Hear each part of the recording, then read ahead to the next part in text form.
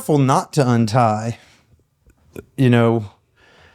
that growing up with ADHD, divorced kids, divorced family, and then waking up at some point to my own agency and being like, dang, what have I done? Like what has happened up until now? Really? Yeah, it was really challenging. I can see that. Yeah. Mostly kids, I think, is what did it. Really? Yeah. Like other kids? My kids, my children. Oh, I see what you mean. Yeah, I was like, what are these conscious decisions I'm making regarding parenting? Or am I just playing out the cycles and the patterns that I was modeled growing up? I see. So, and then I thought, man, that's not good. It's very natural, very normal to just bounce back to how you were raised, right? Yep. And ADHD makes you not think about your decisions that much anyway. Just my instincts tell me this, let's go. Impulsivity. Yeah. Yeah, there's like 3 pillars of ADHD. There's hyperactivity, impulsivity, and inattentiveness. Right. Inattentiveness is like when you go into a room and you're like, why did I come into this room? Yeah. Totally forget why you went there. Impulsivity, you just mentioned, that's like, you just don't think a lot. Because probably your brain works really fast and maybe that's part of it, but I don't know. Something about impulse control. Well, it's the whole prefrontal cortex being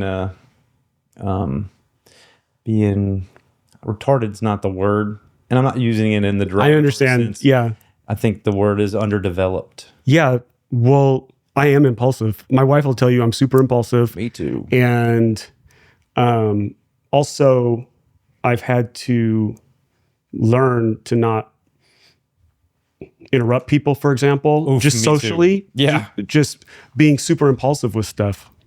Yeah. I don't know why it is, but most of the people that sit right there, have ADHD. How is that happening? I don't know why that happens.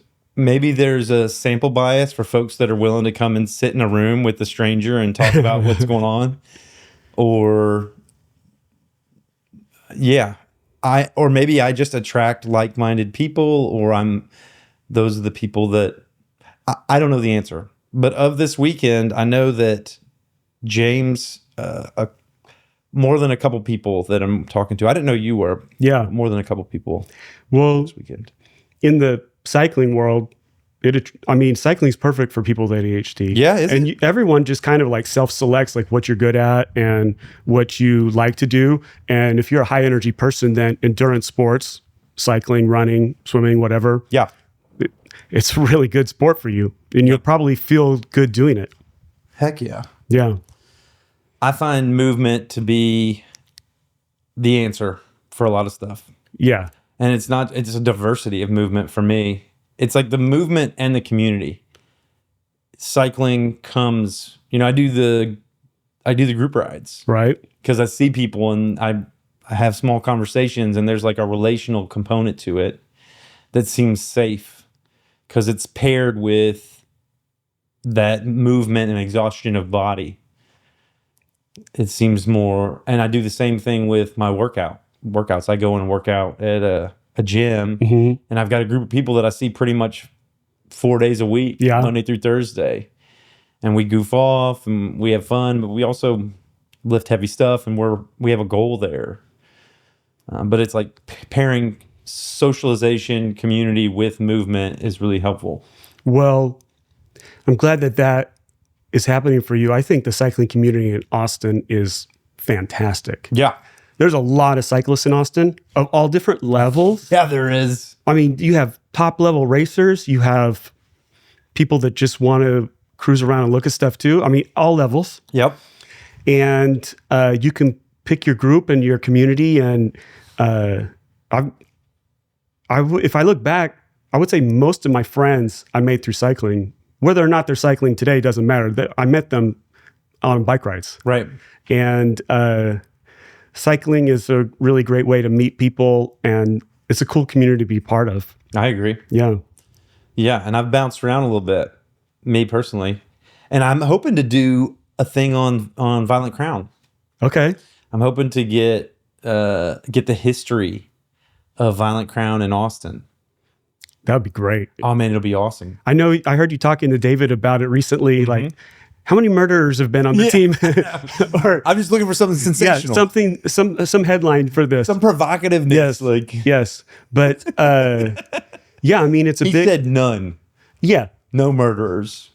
but there's got to be a headline somewhere in the history of Violet Crown. Everybody's got a story. Yeah, so it's a big club. It's actually the biggest club I've ever seen. It's huge. Yeah, Yeah. and they do a lot for kids. Yep. They do a lot for just the sport of I mean, I'm into the sport of cycling. They're involved in that, but they're also quite involved in cycling as transportation and commuting and things like that. Yeah. Mark, how do you pronounce your last name? Duroy. Mark Uroy. Mark Duroy. Yep. That's easy to pronounce. In my mind, I was like confused by it. Not anymore. Duroy. You got it. What's your, like, on your business card, what does it say under your name? Is it cycling coach? Yeah, I think founder, head coach. Head coach? Head coach. I must say cycling coach. My business is called Velo-Savvy. That's right. Cycling coach.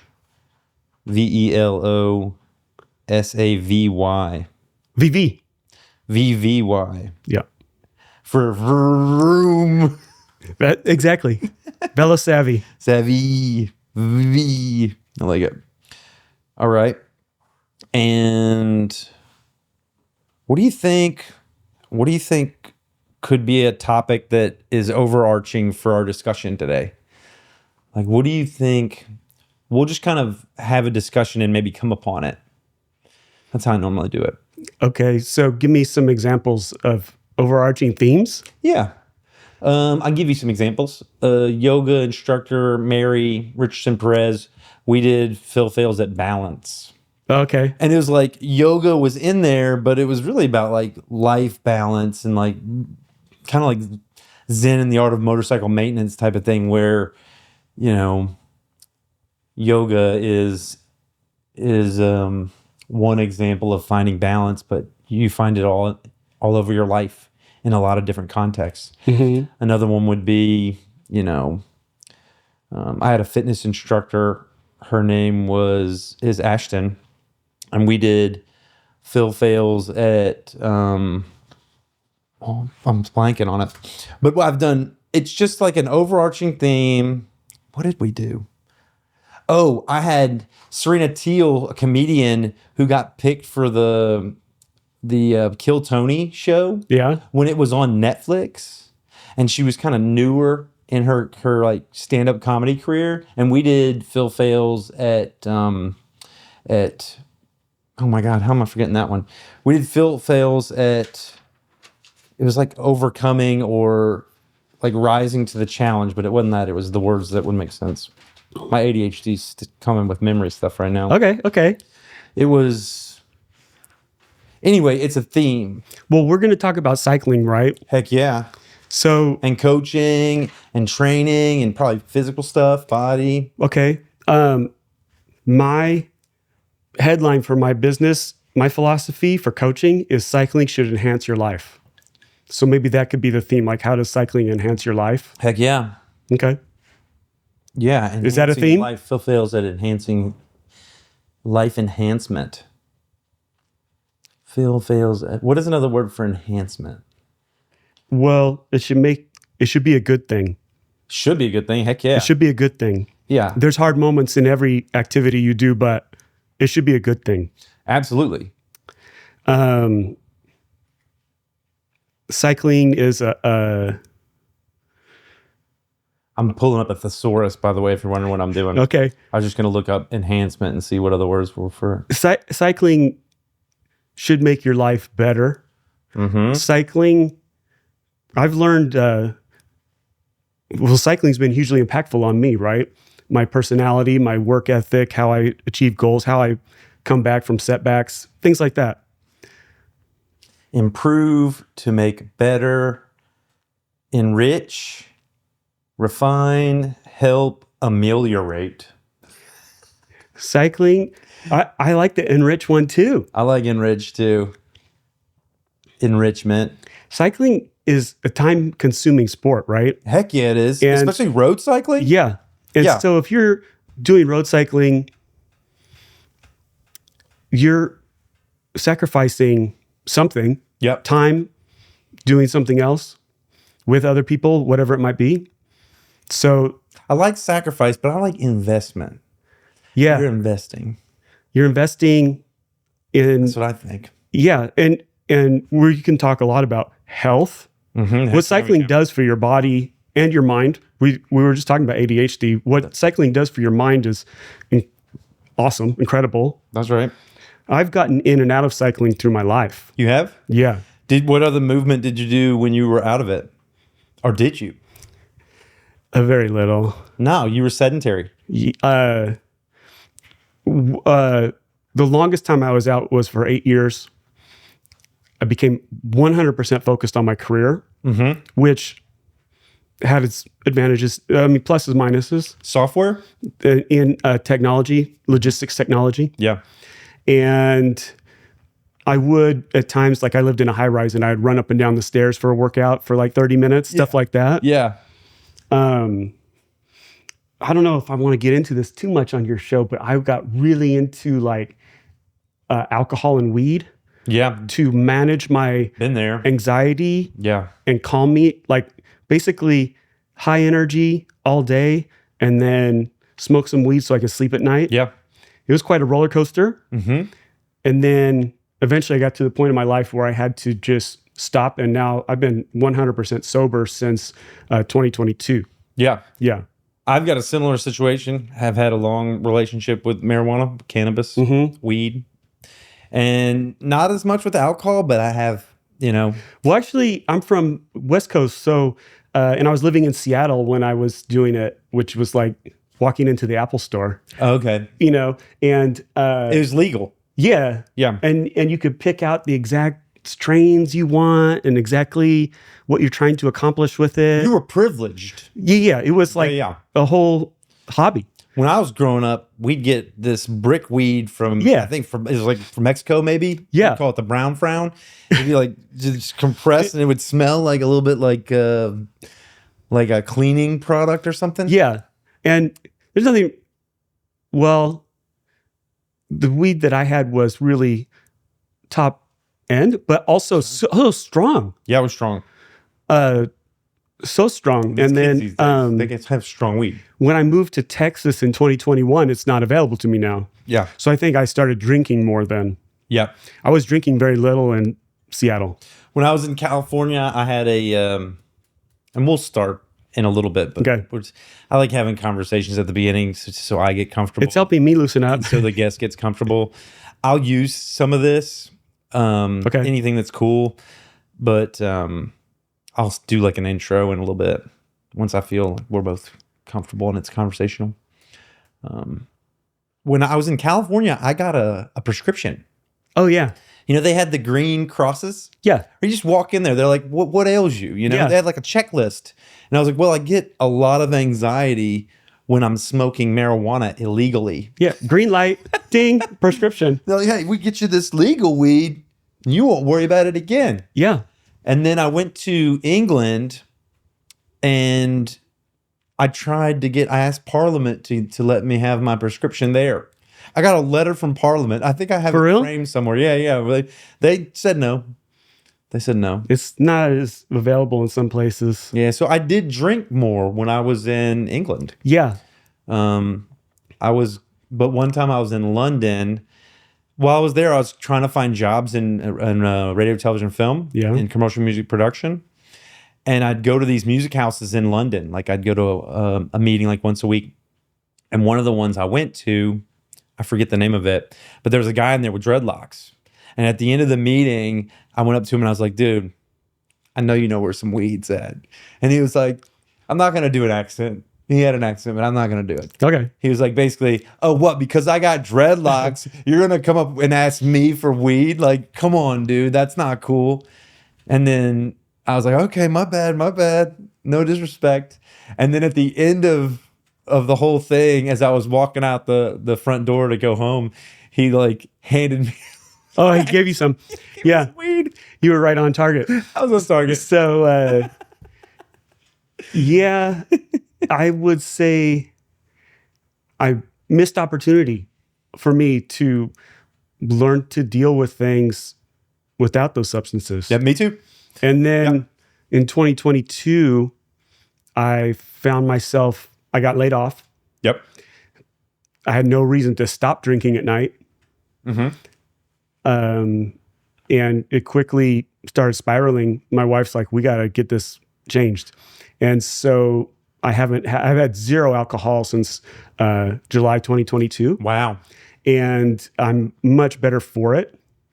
And I have to handle anxiety or stressful situations without drinking. Right. Yeah. I'm similar. I don't know that exact date, but it's been years. I haven't smoked marijuana. I have drank. Mm-hmm. Drinking's never been my drug of choice, really. Uh-huh. So I will drink every now and again, but not much. I'm not really a drinker. Yeah. Well, that's cool that you can do that. I think moderation is for cowards. Like I just cannot do anything halfway. Yeah, that's ADHD. And so if I once I have one drink, then there's no reason not to have another. Yeah. And it's been wonderful since I stopped. Yeah. And my friends have been very encouraging. And even the friends that I would drink with, I get a Diet Coke.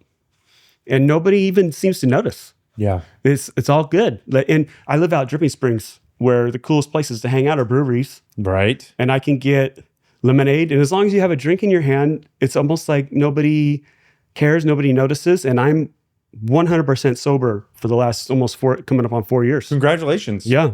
That's something we should celebrate. It's been a very positive change in my life. Yeah. Yeah. Did you use a program like No. AA or anything? No. I would say I probably didn't have, I didn't need to go into like a treatment center or anything like that. Yep. I just threw out all the alcohol in the house and that was it. It was, not to say it wasn't challenging, but the benefits of it started showing up like immediately. What were they? Physically fresher, mentally fresher, like more clear. Mm-hmm. What else? I mean, those are pretty broad. Mental and physical changes immediately. Yeah. It was better mentally and physically. Yeah. What about relationally with your wife? Well, yeah. Yeah. Was it beer or was it liquor? Liquor. That's dangerous. Yeah. And so that helped our relationship for sure. Yeah. It saved money. Your wife never had a problem with it? No. She was never a drinker? No. I would drink in my life when things weren't going well. It would almost be a slippery, because there were times when I didn't smoke marijuana. Yeah. And I'd get into a relationship that wasn't working or was bad, and the person would drink, and then I would start drinking with them. And I think I would notice the relationship was off. And instead of ending it, like I've always had a hard time ending things. Yeah. Like jobs or relationships or most things. So I would just kind of like let them crash and burn through something. Okay. And it could be alcohol. Has been one of those things. Yeah. And when you say that, it kind of reminds me that most everything that I've regretted saying was when I was drinking. You know what I mean? Yeah. Classic. Not to say I don't regret some things I said sober, but most of it was with drinking. Yeah. Anyway, it's been a huge enrichment to me to not use anything. Enhancement and enhancement are about the same number of letters. So I could go either way. Enhancement works with your brand, so let's go with that one. Okay. I'm just thinking about the copy on the thumbnails and stuff and trying to get big words on big things. But enhancement is fine. Well, Phil Phails at Enhancement. Enhancing your life. Okay. And cycling is a tremendous enhancement to one's life. Yes. It's totally changed my life for the better. You started cycling again after that transformation? Yeah, so I was still doing like Criterium racing for fun basically until 2015, and I had a bad crash. You did? Really serious. Yeah. And then while I was recovering from that, I got a job offer from Amazon. And then we moved to Seattle, and I jumped into work right off the bat. And I never bought a bike. I just focused. And Amazon work is kind of like all your energy. Yeah. Yeah. They pay well above market, but I think that they work you quite a bit. Yeah. And I remember when I was looking for jobs, Amazon seemed to be paying above market. And I'm also really proud of what I accomplished. Like what you accomplish, I was there for 6 years. Yeah. What you do in 6 years is a lot. And the scale of things that you work on, you won't get anywhere else. Yeah. I worked in supply chain and logistics technology. Wow. Where maybe Walmart could be similar or something, but Amazon is like top of the line. Yeah. And it was a great experience. It was a hard experience. Probably stressful. Yeah. Took a lot of your time and energy. All of my time and energy if I wasn't smoking weed. Yeah. And, but the things I accomplished were really significant for me and my career. And I'm really happy that that opportunity came. Are you self-taught in that, or did you go to school for My undergrad is in finance. finance? Yeah. And I worked in finance for a little bit, and I liked finance. That's like bankers and stuff. Yeah. I actually, Good stuff. my education was around that, but my first job out of college was at Specialized, which was a great fit for me. The bike? Yeah. Yeah. And I was working on like pricing and forecasting it, purchasing and then inventory. You were messing around in spreadsheets. Yes. It wasn't valuing companies, but it was managing how much we priced things to move them. And there was a whole strategy around that too. Like Specialized, you'll still see today, like Specialized doesn't really discount stuff. Yeah. So if you get the price wrong, you're kind of stuck because they would, in a lot of examples, and this was 20 years ago, but in a lot of examples, they'd rather destroy stuff than sell it cheaper and hurt the brand. You know, it's not just Specialized. There's a lot of luxury brands that are like that. Yeah. Yeah. And so then through a move for my wife's work, I went from like financial analysis to supply chain analysis. And I worked in the wine industry. Okay. And that's how I got into logistics and supply chain. Because your wife's in the wine industry? No, I just moved. She's a behavior analyst, and she has a therapy practice, and she teaches at a university. She's a workaholic. Okay. And we moved for a job for her, and the job I found was doing supply chain analysis for a wine company. And I loved it. I liked it way better than finance. The same math. I was using the same tools, but it was managing inventory of different things coming in and out, and how they shipped and so on. And I very much focused on actual transportation. Yeah. Supply chain analysis sounds like something that's hard to understand. Could you explain it to me as if I was an 8-year-old? Okay. So think of like a wine company, 8-year-old. Yeah. They need grapes. Yeah. They need grapes. Bottles to put the wine in. They need bottles. Big vats and They stuff. need corks. They need corks. And so So the things they buy in order to make their product. yeah, That's there was like a purchasing department essentially that would buy those products in the amounts that I would forecast ahead and say, this is how much we'll need. Yeah, you would say how much we need for stuff. Yeah. And then, this was a big wine company. It's called the Wine Group. It's the second largest wine company in the world. Wow. And so eventually I kind of settled into this international shipping role where I was actually managing the logistics of shipping internationally. And so my boss would go to these other countries and buy wine, like 1 million liters of Chardonnay and 1 million liters of Malbec, right? Yeah. And then I would determine when to ship them, and I would manage the shipping so that it would get to California. We could process it and bottle it in time to keep the inventory right. And you have constraints of size. I'm not explaining this to an 8-year-old, but 8-year-olds shouldn't be talking about wine anyway. Yeah, we're good. Yeah. So, so my job was measuring like when we should get the stuff here. Yeah. And then I would control the shipping and work with the shipping company. And that's how I very much practically learned logistics, like how to ship stuff around the world. Cool. And then while I was doing that, I went to grad school. And in MBA, just general business. Mm-hmm. But it shifted my interest into supply chain technology. So different types of technology to manage those processes of moving things around and how to forecast and how to manage the inventory of things moving around and the shipping. Right. And that's what took me to Amazon, which was a great fit for me. Yeah, that's like the best place to go for that. And so I had a few different jobs there, but most of my jobs were focused on the software that was used to manage these shipping programs that sellers would use. Oh, okay. Yeah. So like, let's say you sell green handkerchiefs on Amazon. Mm-hmm. You could use my shipping program to ship your handkerchiefs into an Amazon warehouse. I just touched it. That's okay. And then and you could use my Amazon shipping rates, which would be a lot lower than you could do on your own. Ah. Yeah. You're using Amazon's economy of scale. Or yes.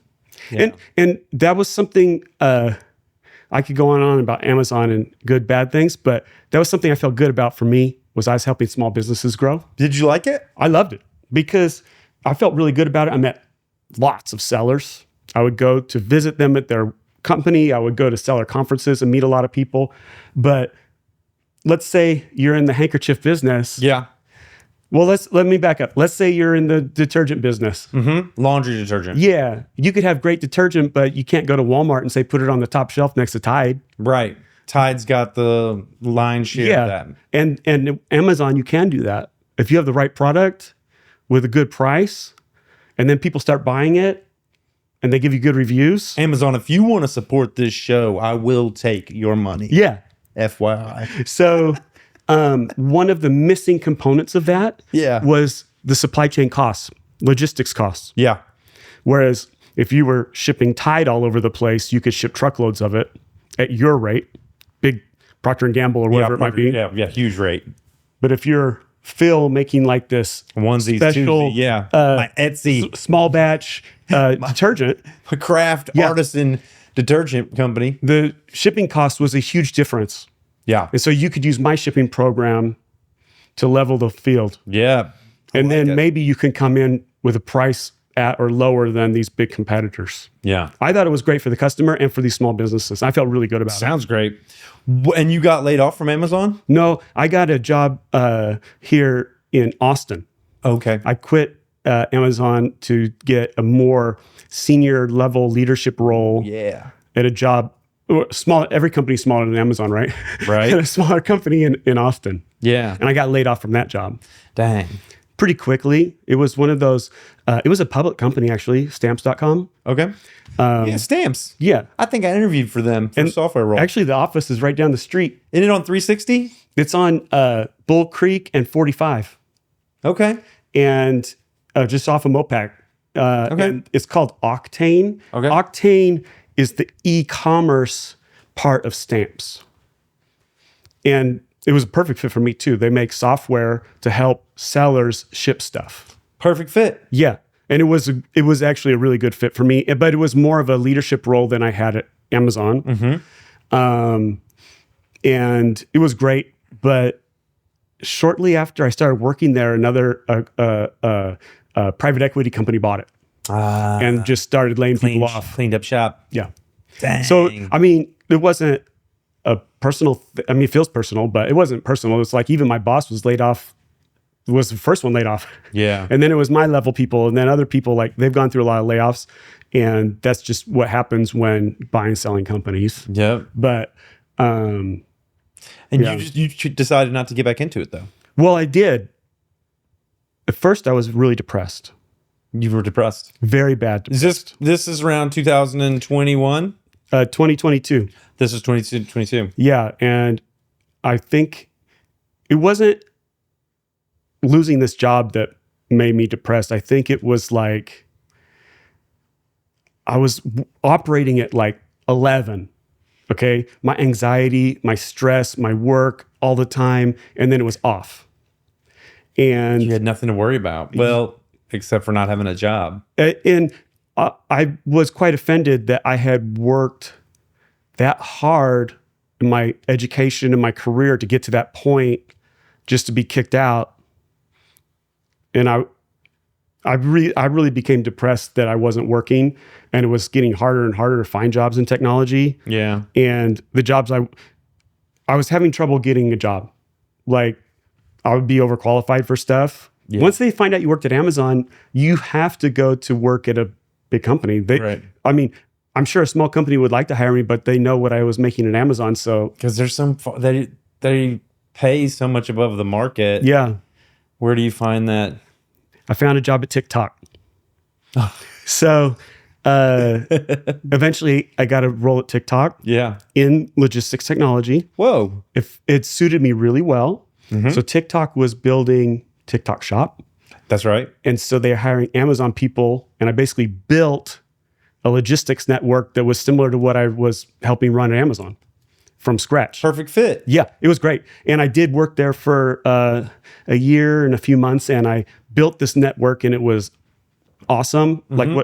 But eventually the stress and everything started getting back to me, and my wife and I decided I needed to do something different, and that's when I quit. And did Velo-Savvy? Yeah. And now I'm a cycling coach, and I'm loving life. You're a cycling coach. Yeah. Yeah, heck yeah. So anyway, that's my story. That was in 2022. When did you start the company? Oh, I went to work at TikTok in 2024. Okay. So the Velo-Savvy is relatively new. I started it in March of 2025. Okay. Yeah. Or March or April, of 2025. So it's new. It's not even a year old. Okay. Yeah. But I mean, I have a lifetime of experience cycling too, right? So, and I've coached people in the past, not like as a full-time job, but I've coached some people in the past, and I love it. And I knew that's what I wanted to do. Yeah. And it's been all good. Very good. Yeah. Yeah. It makes me very happy. Yeah, I enjoy riding with you on all the rides that we were on together. And I need to get out on one of the hill climbers rides, and I'm going to once the weather turns. Yeah, the weather has been up and down. Like, I think it starts before sunrise. So even on the warmest winter days, it's pretty cold. Yeah, it's cold. You guys are animals out there. It's cold. All right, let's see. How can we structure this? I'd like to get the life story, like your life as a cyclist. Okay. Like as a professional cyclist. Yes. Because that kind of underpins a lot of your knowledge base as far as helping other people is this history you have as a professional cyclist. Yes. So there's that pro cycle kind of story. And then I think people like lists. And I cut these into like small clips that are like... Yeah, I've been watching your channel. 10 to 15 minutes. Yeah. Or 5 to 15 minutes. Because I want to, not everybody... Some people are intimidated by an hour and a half, 2 hours worth of content. Oh, yeah. So I try to find things. So if we could come up with a list, what kind of cycling list would you be excited about? A list based on cycling. Oh, good question. Based on cycling? Mm-hmm. 5 things you could do to improve your cycling today, or stuff like that. You know what I mean? Like something. I better think of 5 good things. Yeah, we could do it in the moment. Okay. Fucking sleep.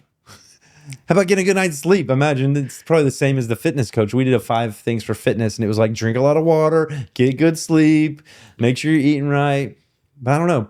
Maybe it'd be like, what are a couple things you could do to level up your cycling performance or your cycling? Cycling is a mental game. It's a mental game? It is a mental game. Mental game. You're about as good a cyclist as how hard you're willing to push yourself. Mentally. Yeah. So if you want to go to the next level, You need to redefine what is your limit. This is David Goggins stuff, right? Not necessarily David Goggins. Right. I'm not going to say like you should be like running a marathon in the snow with a broken ankle. Yeah, no, not that. But this is like the end of Mean Girls. The limit does not exist. So we all have different physical attributes that help us. Some people are really fast runners. Some people can run a long time. Yeah.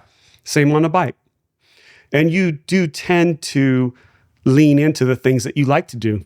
If you like to ride 100 miles at a time, you probably will do a lot of it. Yeah. If you like sprinting up the top of a hill, you'll probably lean into that more. Right. But to go up to the next level, you have to be willing to push through what you thought was your limit. And when I was a racer, I started racing when I was 7, right? So every year was a new limit of how far I thought I could go.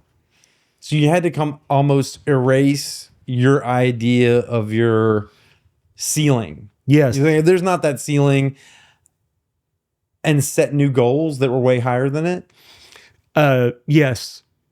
I mean, it doesn't necessarily have to be speed, because there's a lot of variables in how fast you're going. Mm-hmm. But it could be like how high you can get your heart rate. It could be how long you can hold your heart rate at a certain height. High level, yeah. With racing, we could talk about this too. I'm not a huge fan of the gadgets and the data. I'm embracing it more because I'm a coach now. Yeah, I have to. Because that's how you get all your data from your clients. Yes. In fact, I just bought a watch for myself to track my sleep. Nice. But, the pure, there's nothing for a racer. There's nothing more important than speed. Mm-hmm. You could say, oh, FTP, right? But that's just a way to generate speed. Speed is what you need. And a good racer can hang on in groups where people might be far more powerful than them, but they can't lose this guy because he knows what he's doing in the race as far as drafting and strategy. I'm getting off track now. You're good. But cycling is all about how hard you're willing to push yourself. Mental game. Yes. So I wonder if there's a list that we could come up with around the mental game of cycling. A list around it. We don't have to either. I'm drawing a blank on a list. Yeah, kids these days, they want a 1, 2, 3, 4, 5. Yeah. We don't have to give it to them, though. They might not either. I just have that in my mind that they do.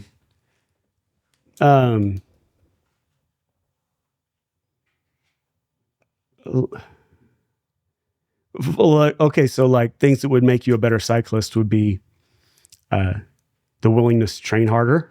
Let's not do it now, but we'll do it when we do it. Okay. You can think of one? Let me think.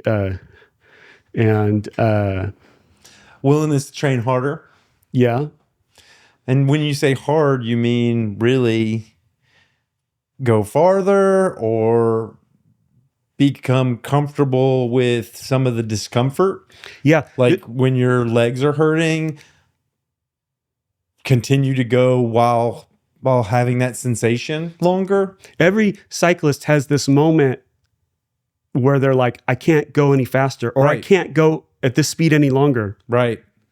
And when you push through that, that's where you're making the improvement.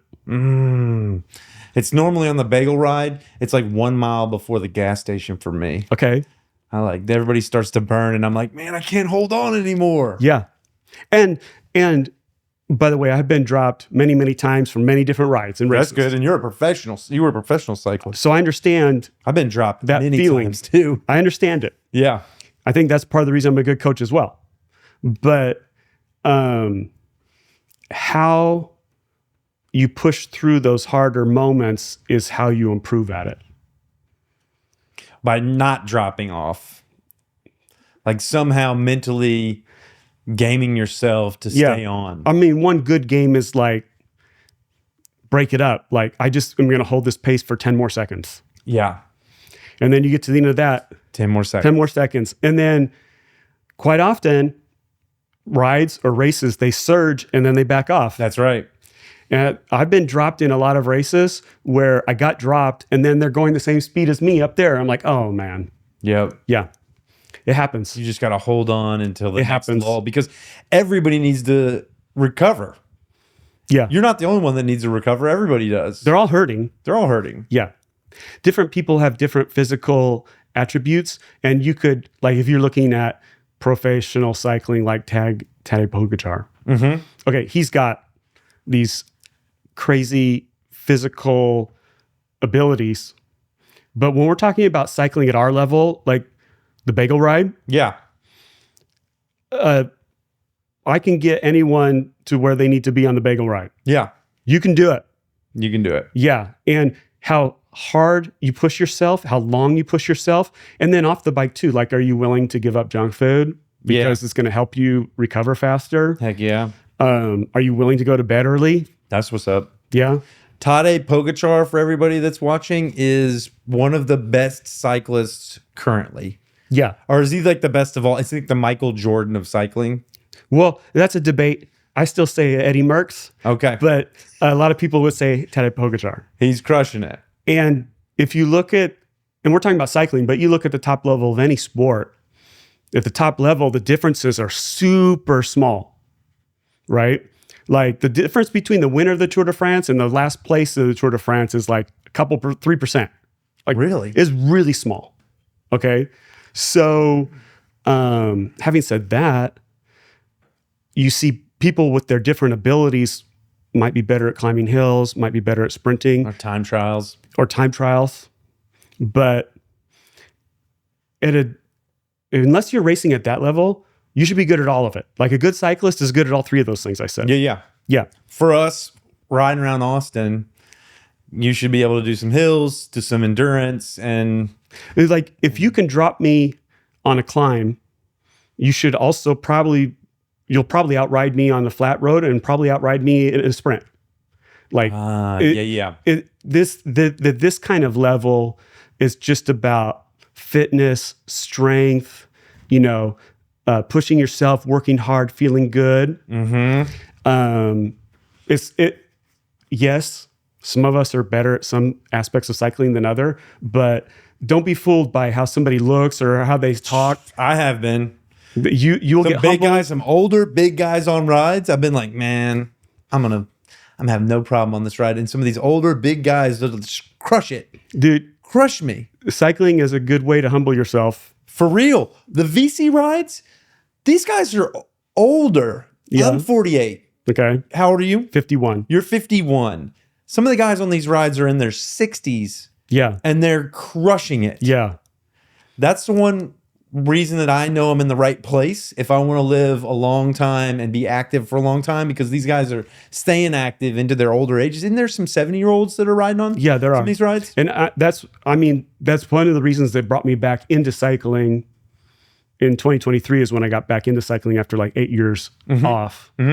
And that was part of it, was like I was feeling like an old man, and cycling makes me feel strong. It makes me feel good. Yeah. It's something I love to do. So it's easy to get me out on a bike. I smile when I ride my bike on a trainer in the garage. Like I really enjoy it. Yeah. Yeah.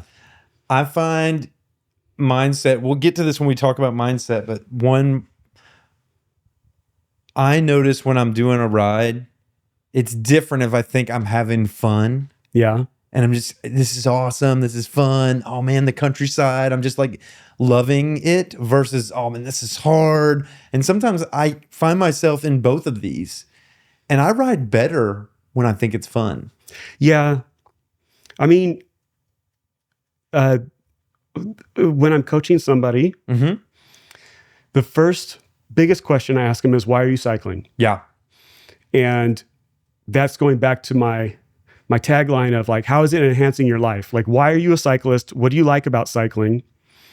And then what are your goals? What are their answers? What is You'd be surprised how many people just want to drop their friends on Saturdays. It's a big goal. They just want to go faster than their friends. Yeah. I'm coaching someone right now that is very serious about Gran Fondo racing. Gran Fondo. Gran Fondo racing. I don't know what the heck that is. It's a little bit different than the racing like USA Cycling Racing. Okay. Or UCI Racing. Okay. It's a bit more social. It's generally not point-to-point race, but they'll have like 5 segments in the course where you go as hard as you can. And then it's supposed to be more like social in between the segments. Mm-hmm. Most of them are about 100 miles.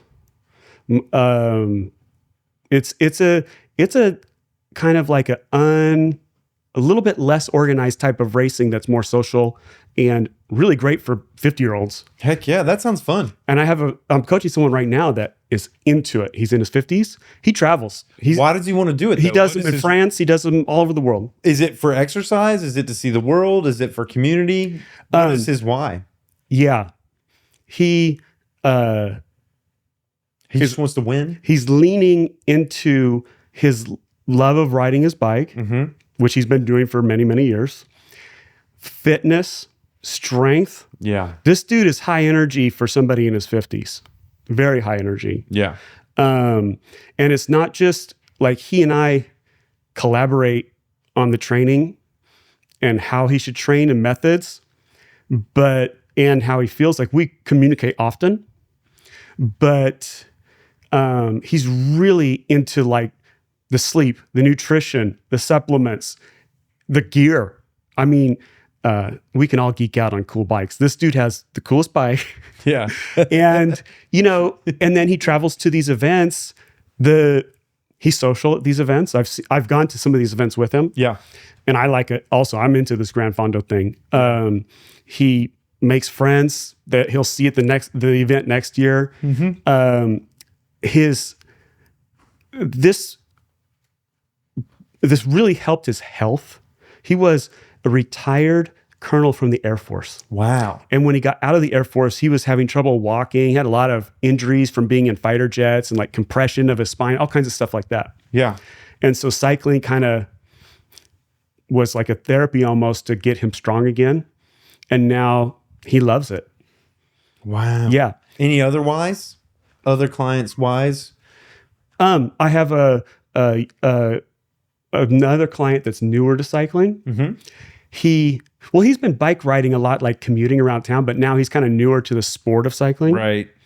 And he wants to race. He wants to like crit race? Yes. Criterium? Yes. But besides that, like my first reason I said, like, he likes to go out on weekends and hang on the Matador ride or do really good on the Breakfast Club ride, stuff like that. Yeah, yeah. Yeah, that's where it started.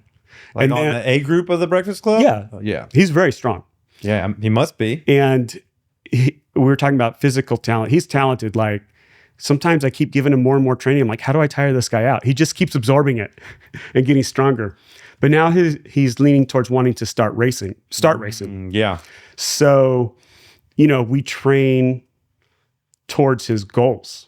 So like pushing through the pain for him is how fast he can sprint out of turns and handle his bike. Like, he has to push that.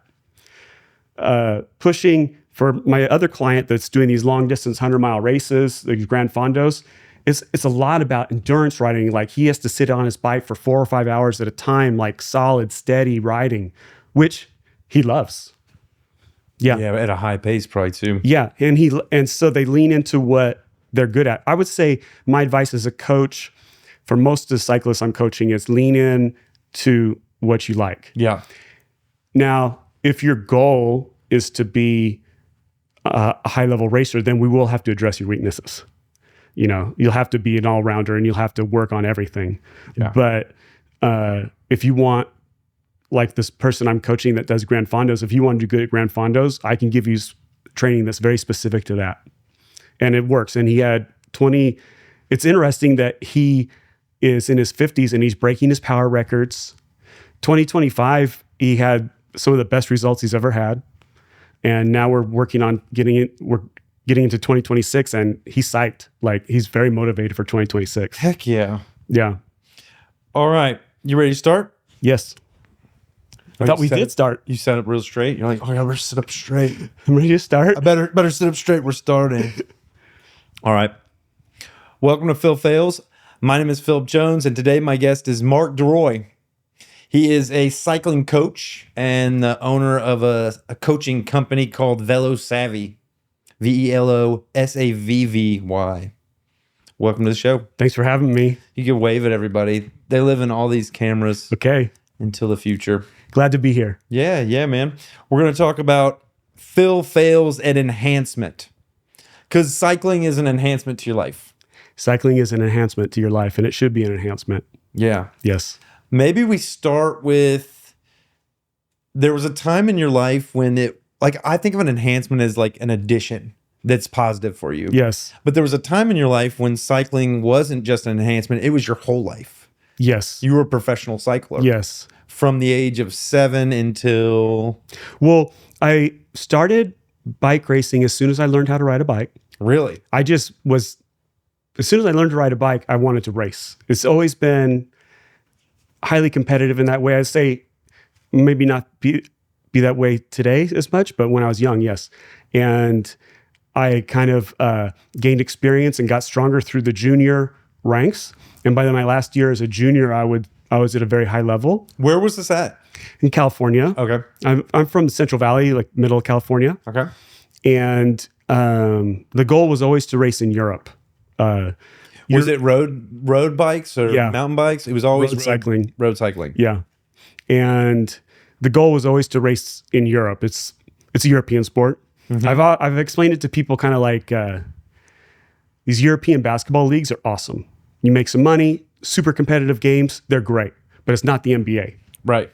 Similar with cycling. If you want to play basketball, you need to come to America and play in the NBA. Yeah. And if you want to race bikes, you need to go to Belgium. So that's the first thing I did was like a couple days after I graduated from high school. Well, my last year as a junior racer, I started sending my resume around to teams in Europe. And I got on a team in Belgium. And that's how you get on a cycling team, is by sending your resume out? Yeah. That's what I did. Yeah. And one of them was like, I like this guy. Well, none of these teams in Belgium would know who I am unless I introduced myself. Right. Yeah. And so on the resume, it's just like all your wins. Yeah. All these different tournaments in America. Yeah. It's just a list of results. Yeah. And maybe a really strong statement about why I want to race for your team. And how old were you? 17. 17. And in my last year as a junior, 17 to 18. And you're a Europhile. You love Europe. Well, like right after I thought my parents were really hard on me for making me finish high school, but I had to finish high school. You didn't want to? Most of the junior racers at my level at that time were doing like homeschool. Okay. Yeah. But I was going to high school and got a normal diploma, which I thought was like, they're really holding me back. But yeah, you should be riding more. By the way, Mom and Dad, I'm glad I got a high school diploma. So good on you, Mom and Dad. Immediately after I graduated, I flew to Belgium and I was on a junior team in Belgium. Mm-hmm. And that was my introduction to European racing. And it was awesome. It was hard. It was an eye-opener. It was like right out of the magazines. Everything I'd been wanting to do was like happening. It was... At 17, you're... 18. At 18, you're on a team in Belgium. Yeah. Like a road cycling team. Yeah. Which a one junior was it? team. A junior team. Yeah. So like under 19-year-olds. 18, 19. Under 19. Okay. So like 17, 18. Okay. And there was one other American on it and 4 Norwegians. Did you speak the language? Almost everyone spoke English. Okay. Yeah. Belgium is a really international country anyway. It was highly competitive. It was awesome. I had some decent results too. And so that was it. Like then I was like, I'm going to be a pro cyclist. You moved to Belgium. Well, a couple of months, I spent the rest of the racing season there. I got graduated from high school in June, and then I flew to Belgium to finish the season. Yeah. Did it pay? Was it a paying job? No. But it didn't cost me money. No. They would cover your room and board and all that stuff. Everything was taken care of. Okay. Yeah. And then my boss would say, we're going to go to a race here on this day. We're going to go race here on that day. And he would give me training plans and would guide. He wouldn't necessarily tell me exactly how to train, but he would mentor me what I need to do. Mm-hmm. And I didn't win any races in Belgium, but I had good results. And I was really happy with how it went. And I could see a future where I'm a pro cyclist. Up until this point, did you have an excellent coach, or were you very talented, or both? Like, how did you find yourself at the top of the heap there? I had, well, when I started bike racing BMX. Okay. And then when I was about 12, 13, I transitioned to road cycling. And right there at that year, I started doing roller speed skating. This is 80s in California, right? On roller skates? Yes. Roller speed skating, which was a great way to meet girls and stuff. It was fun when you're like 12, 13 years old. Okay. And it just so happened that another kid on my team in California became world champion. On your roller skating, speed skating. roller skating group, your team, Yeah. one of them was a world champion. Yes. And it's just I didn't even know this was a thing. It's a thing in the 80s in California, yeah. In my world, I'd get dropped off at Skate Odyssey when I was a kid, 12 years old. Yes. And during the night's events, the DJ at some point would clear the skate rink, and then we would have races based on your age. Yeah. But it was always, I thought, just a goofing around thing. It was at those sessions. But y'all had serious... We had a team. We're going to win. Yeah. And it's like a short track. Uh-huh. And I just did it for a year. Do they still have that? Are the people still speed skating? Well, I know speed skating exists, like outdoor speed skating, like Yeah, okay. 50-kilometer races on the Sometimes road. I see people out here like cruising up and down on some rollerblades. But I think the roller rink thing is much less than it was in the 80s. Yeah. So it was kind of like a cool place for teenagers to hang out. Yeah, that's where I'd meet chicks. Yeah. And I was like 12 or 13. I was hanging out with high schoolers and I thought I was super cool. Yep. And then there was a world champion. And then how did that kind of change So the your life? coach of my team, Yep. his name is Rick Babington. Rick Babington. And he Shout out. is still one of those people that I feel like is my coach today. And we're talking like 40 years ago. Wow. So I said, Rick, I want to be like this dude. I want to win races. And he's like, okay, well, you should start riding a road bike. It's a great cross training for speed skating. Same muscle, similar muscles, aerobic, right? Okay. And I had already been a BMX racer. Mm-hmm. And my dad also would take me on these longer and longer bike rides. So my dad was very supportive of this. And like he would take me out 40, 50-mile bike rides on my BMX bike. On your BMX bike? Yeah. So when my speed skating coach is like, you should get a road bike, I was like, green light. And then I never skated again. I got a road bike and now I found my sport. Ah. Yeah. And so I'm still occasionally in touch with Rick Babington today. Yeah. And he's still, I would say, a real mentor to me and somebody that I grew up wanting to please. Mm-hmm. He was my coach. I wanted to impress him. I wanted him to be happy with me. And he is my, the way I want to be a coach. Like he was approachable, but also like I respected him so much I couldn't mess up. Yeah. He was very influential on me, but he was the one that told me to get into road cycling. And then I didn't have a coach in road cycling as a junior. I had more experienced racer friends that would give me advice. I read a lot of books. I read everything I get my hands on. Yeah. I did a lot of reading. Self-taught. Yeah. Autodidact. Well, with cycling, yes. Yeah. Yeah. And that's how I got to that level of junior racing.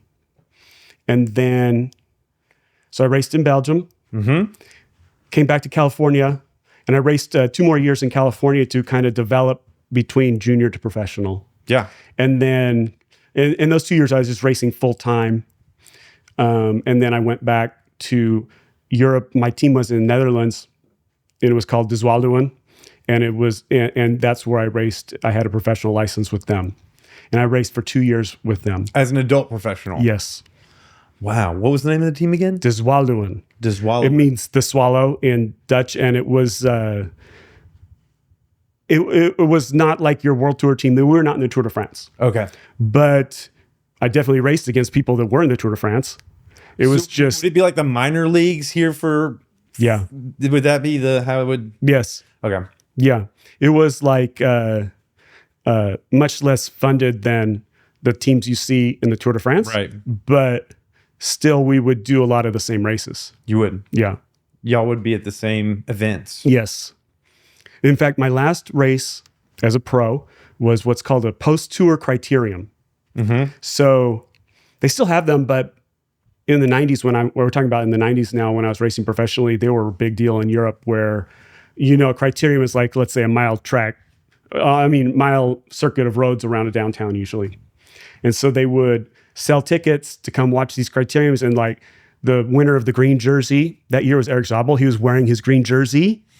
And all these people that were in the person, this is in Holland, right? So this guy, Bart Voskamp, won 2 stages that year of the tour. So he was at the Criterium and it brings the crowds. Yeah. And I was like pack filler.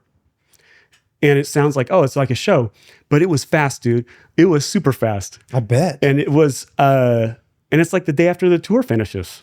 And they're still crushing it. They never stop. And so that was my last race as a pro.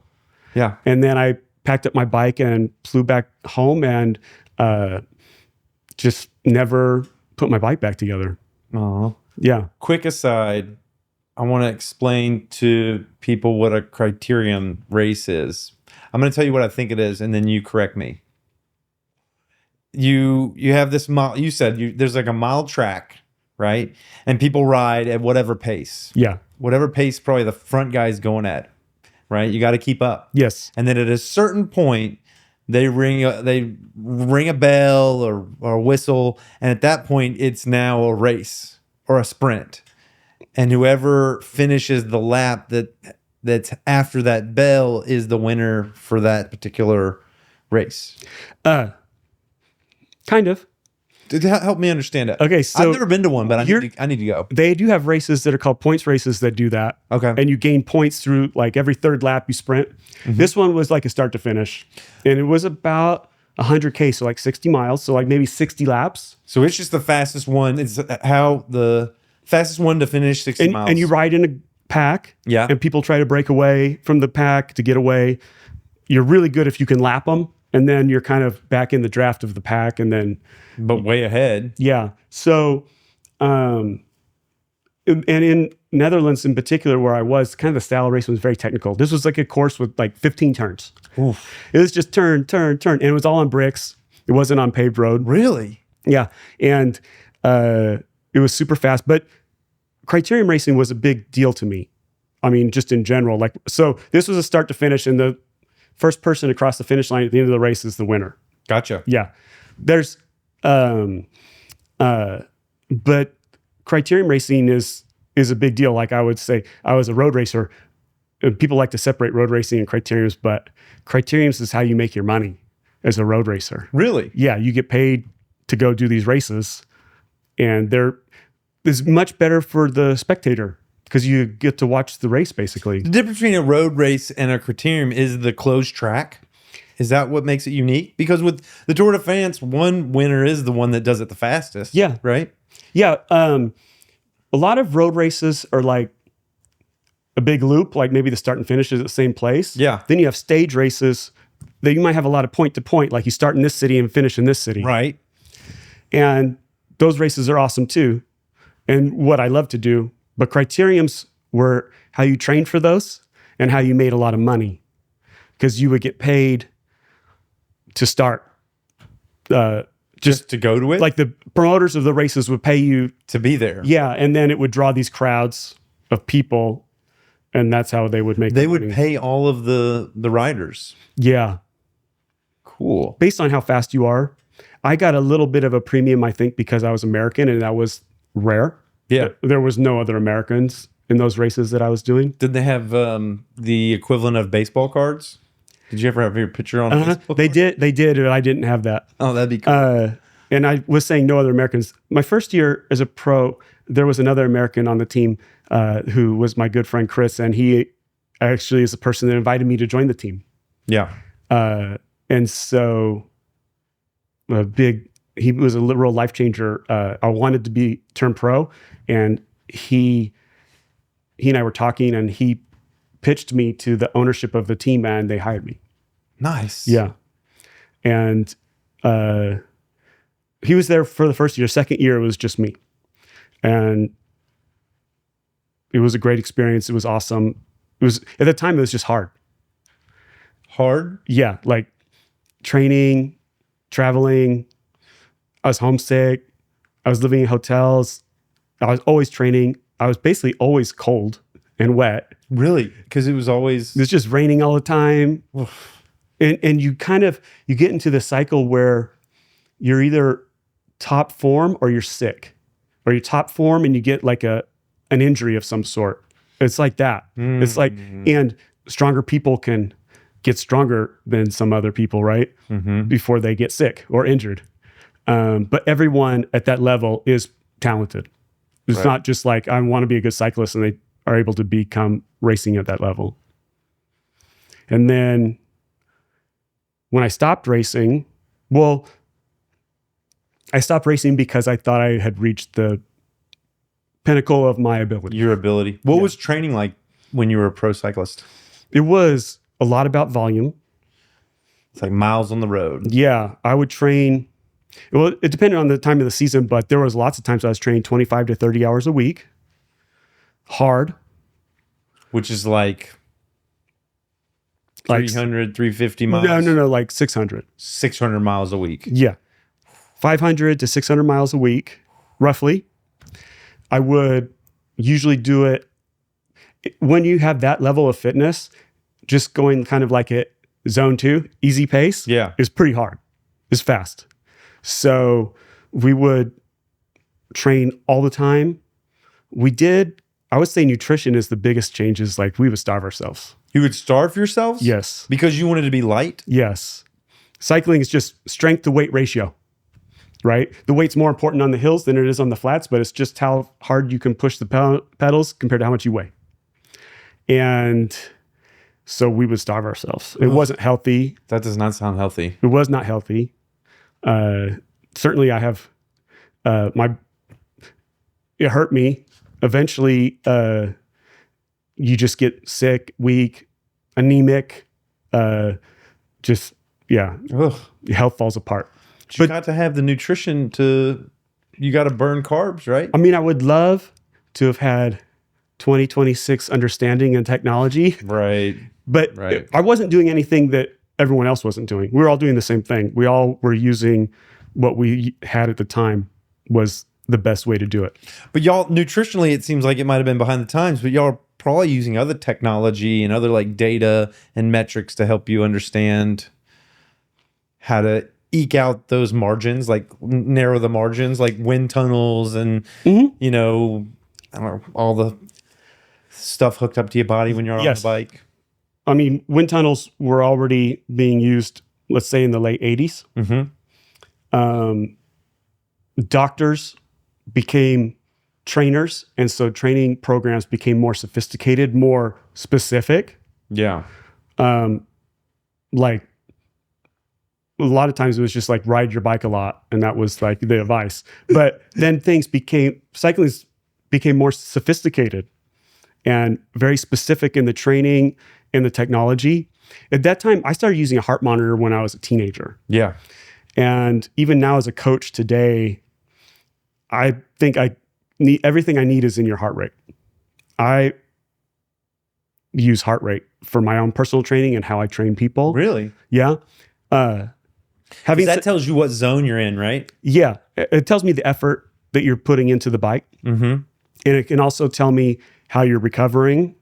It can tell me if you're feeling good or bad, how high you can get your heart rate, how long you can hold it there.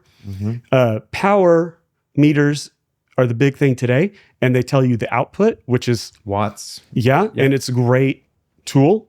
And actually, I don't require it as a coach, but everyone that's come to me for coaching has a power meter. Yeah. And it's a really great way to quantify the impact of the training. Like over this time period, you were able to you average this heart rate, but your watts went up to here. Same heart rate, higher watts. Yes. So everyone I can coach, we can quantify like you're getting stronger. Yeah. Whereas when I was racing in the 90s, it was just my results in races, which there's a lot of variables to that. But it was just a little bit less sophisticated then. And the nutrition was all about like, about carbs, Yeah. but yeah, we starved ourselves. I was skinny. We were hungry all the time.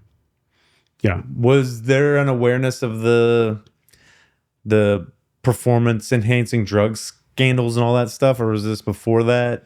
No. This is during that. Were you aware of it? Was it a part of the lifestyle for you? Well, not for me. Okay. And I didn't see that on my team. You didn't.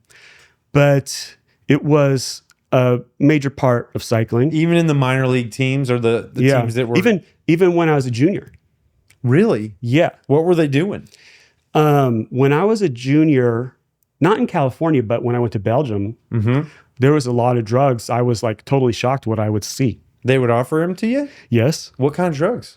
It's usually hormonal, like testosterone. And or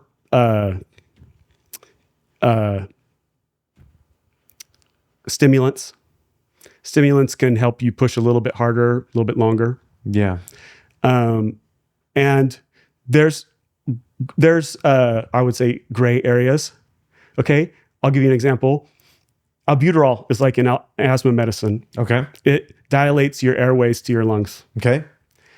And you can use it if you have a prescription from a doctor. So every person on my team had asthma.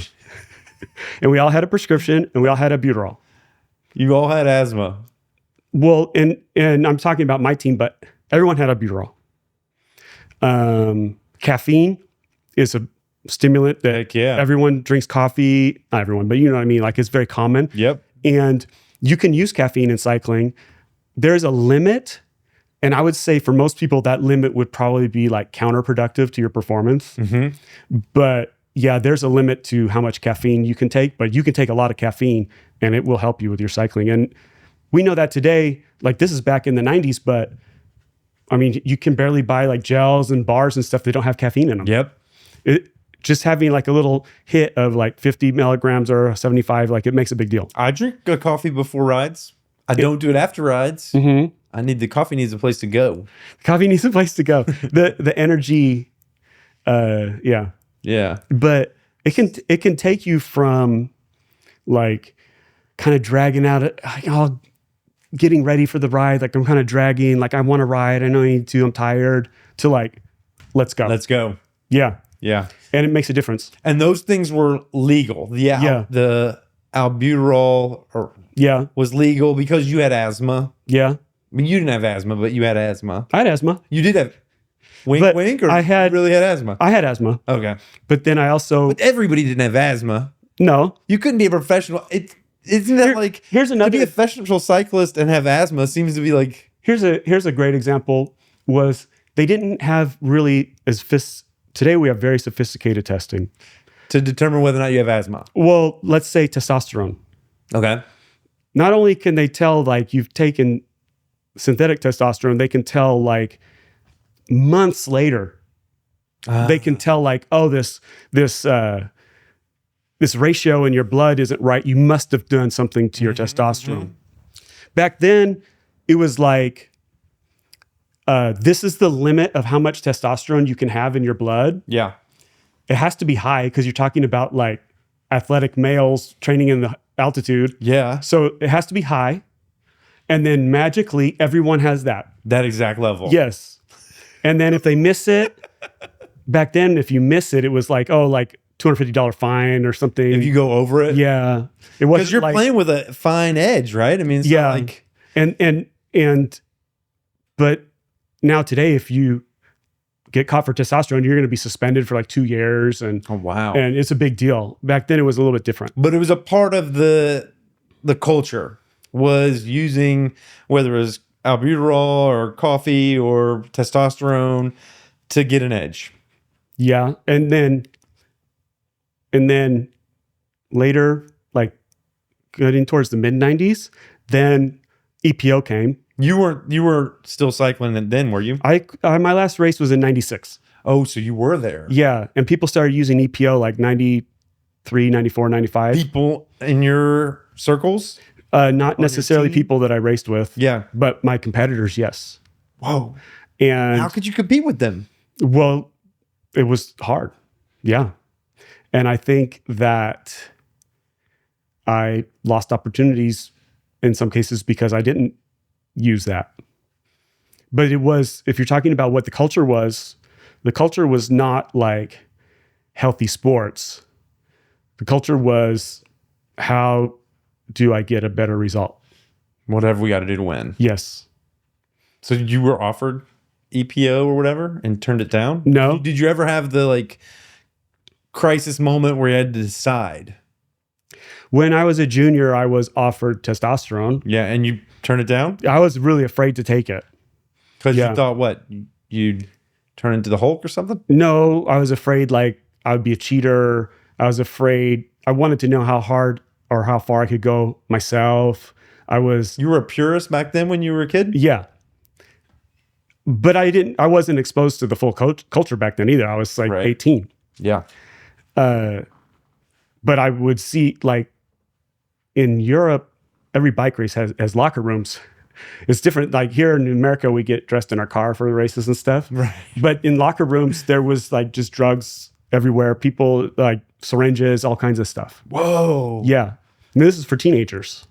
For teenagers. And then once you're in the professional ranks, then it's more structured with doctors and so on. Goodness. Yeah. So you got out around, you said 96? 96. What was that like? Because I imagine you had a dream of being a professional cyclist in your mind, Tour de France, all of that. These are the pinnacles of your career. Yeah. And you choose to discontinue that because you've reached the limit of your ability, and that's not enough. That's what I felt. I'd reached the limit, and maybe some regrets about when I quit. I had a contract for the next year. You did? Yeah. And I decided not to do it. And it was, I think we're talking about cycling, but for any professional athlete, it's really hard to stop. And I went from, okay, yes, you brought it up. Like, yes, I had dreams of riding the Tour de France, and that didn't happen. I would think. But I was very proud of what I did accomplish. Absolutely. And the level that I got to. And I went from feeling like I'm amongst the best in the world at this to just a young guy with no college education, no job experience other than bicycling.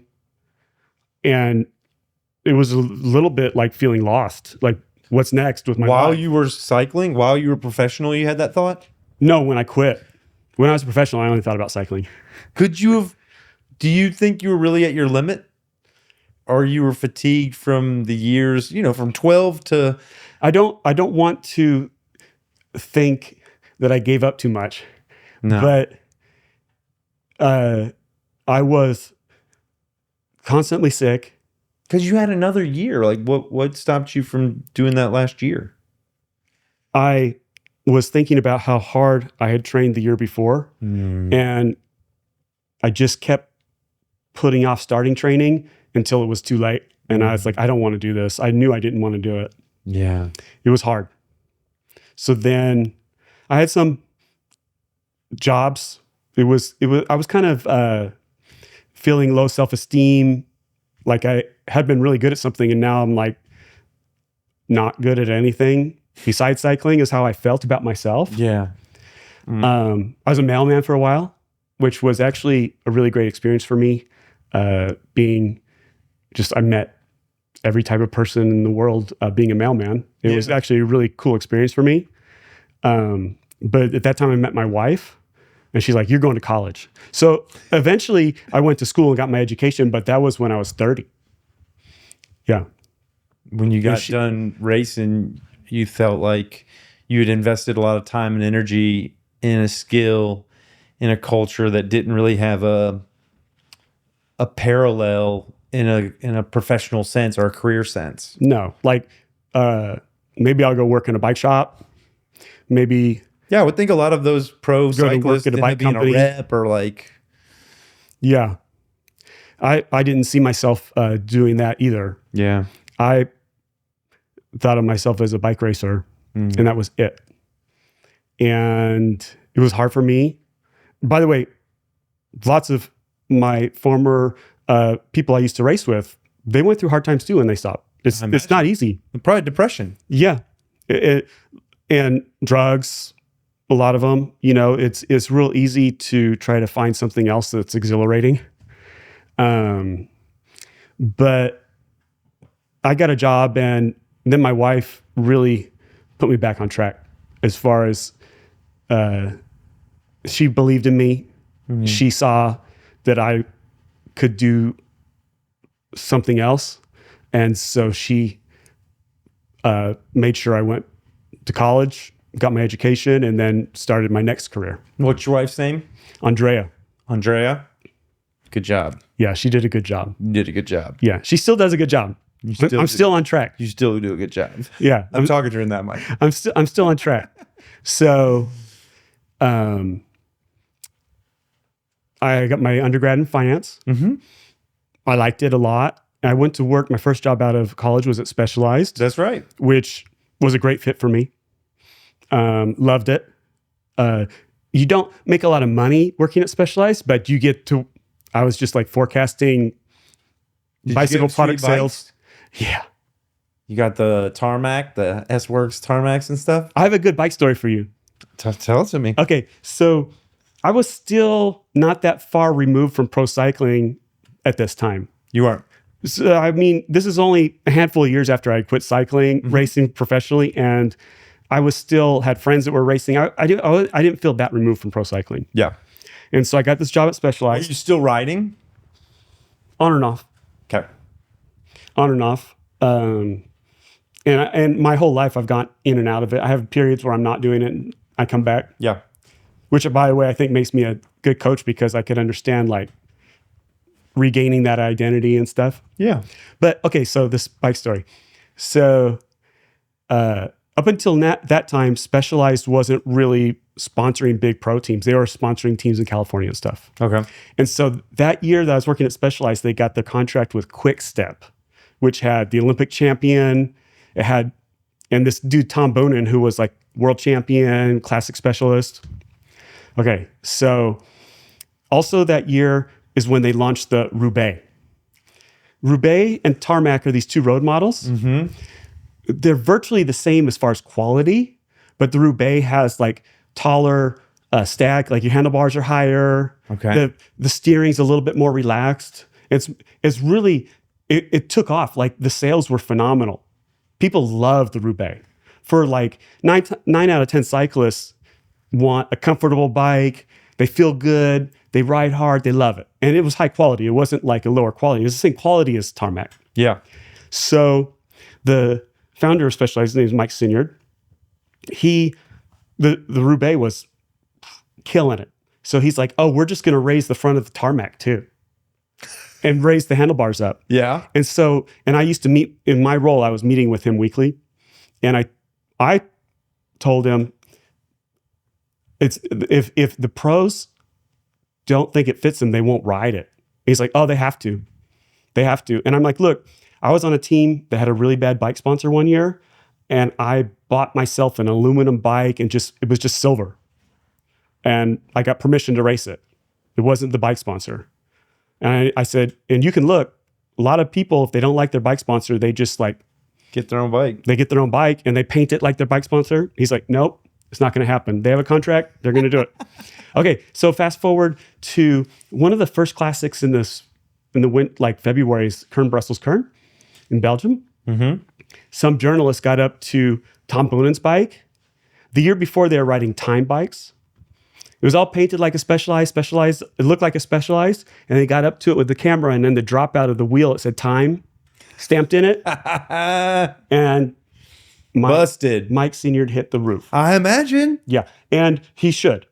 And because they didn't ask for permission or tell him what they were going to do, it was a surprise to him. So I remember like he was mad. Overnight, they built a custom frame for him out of aluminum, Tom Boonen. Mm-hmm. And then they had to go back to the drawing board and create a Tarmac to his specifications. So basically, this is 2007, I believe. And if you look back, they had the Roubaix, the Tarmac, and like the race team Tarmac. Because when it comes to carbon bikes, these molds are like the big investment. It was a huge deal that they had to remake the tarmac. I imagine. And so this is cool. The first one out of the mold for Tom Boonen's personal bike, like a special layup that was stiffer because he was a sprinter. First one out of the mold, Mike Senior gave it to me. No way. Yes. Kind of like a thing, like in front of everyone. Like Mark told me they were going to do this and he gave me a bike. Dang. Yeah. I bet you that was cool. It was cool. And they made like, I don't know, 15, 20 bikes for Tom Boonen that year. I got the first one. And sad part of the story, I put it on my roof rack like day or two after I bought it and got it and ran it into a carport and broke it. Oh. So I was so distraught that Mike Senior felt sorry for me. He gave me the second one. Yeah. He gave me another one. Which is, when one's destroyed, that is now one. Yeah. You got 1 and 2. I got 1 and 2. Tom Boonen got like 3 through 15 or whatever. It was, well, back to Specialized. It was a cool place to work as a cyclist. You could get prototype stuff to ride. It was fun. Yeah, it was really fun. And you would have to ride every day. If you weren't a cyclist, you wouldn't fit into the culture. Oh, they were all cyclists. Yeah. It's in California? Yeah, Morgan Hill, which is kind of like South San Jose. Okay. And I have another Specialized good story for you. So there's a bike show called Inner Bike. Okay. It happens every year in September in Vegas. Okay. This is where they show like next year's products. And so Mike Senior's like, we're going to ride to it. Like they called it Innovate or Die. It was like, we're changing the earth. We're going to ride our bikes there instead of flying. Nice. And so 6 of us rode together. I rode with them there. We did it like 5 days, 600 miles. It was awesome. We were all taken care of. Like there were hotels. Heck yeah. We had a van with us. It was supported. Yeah. And so spending all that time with Mike on the bike. And then sure enough, like as soon as I got home, it was just, I felt like I took on more responsibility at work. Like everything was good. You're cyclists that Specialized and they just need cyclists there. Yeah. That's cool. It was great. And then back to, I'm telling you a lot about my story, but then for my wife's work, we needed to move. So then I had to give up my role at Specialized, which was hard, but it was the right thing to do. And we moved for my wife's job. Mm-hmm. And then I went from financial analysis to supply chain analysis in the wine industry in California. That's right. And that's where, and in the wine industry, I learned very practical skills around shipping and managing inventories and using forecasting to manage in and out things, products or bottles, corks, labels. You got grapes. further away from biking. Yeah. And I got really practical experience with actually shipping stuff and carriers around the world and stuff. Heck yeah. And while I was there, I went to graduate school. Mm-hmm. And that really shifted my interest and my focus into supply chain technology. And you weren't riding during this time because you were focusing on your education and on your career? On and off. On and off. But I wasn't racing or anything. You still had that bike though somewhere. I had that Tom Boonen Specialized You bike. still have it? Yeah. No, a friend of mine has it in California. But it's hanging on his wall. Nice. Yeah, my friend John, he has like a Mark Duroy bike cemetery where he has like basically all my old bikes in his bike room. Oh, wow. We're the same size. Yeah. And so every time I buy a bike, I'm like looking at your new bike in a couple of years. So anyway, I was more interested in supply chain technology. Yeah. And how using technology, or in this case, software, to improve supply chain processes, make them more robust, make them more efficient. That was my new focus. Your passion. And then for about a year and a half, I had a software company with a partner. Yeah. He's an engineer. I don't write the code. And we were making supply chain software for farmers, which this is a very much an agriculture part of California. And we saw a need for it. Like there's pretty big companies running on Excel. Okay. Yeah. But I don't know if you've ever tried to sell software to a farmer, but it's not that easy. I imagine. Yeah. So it was successful in a wonderful experience, and we did make some money. Yeah. But it was not going to be a long lasting. It was your startup experience. Yeah. You were a startup. So I had a lot of practical supply chain experience, and I had a startup experience, and that led me to Amazon. That's right. And at that time, this is like 2015, I had a really bad bicycling accident. What happened to you? I was training by myself, and I hit a dog. You hit a dog? Yeah. And by the way, I'm a dog lover. Dog's fine. You're supposed to squirt them with your water bottle. Yeah, Mark. you know You're what? supposed to hit them. This was on a road by my house. Yeah. And this is a dog I'd probably ridden past like 500 times. No way. It was like this dog, I know the dog. Yeah.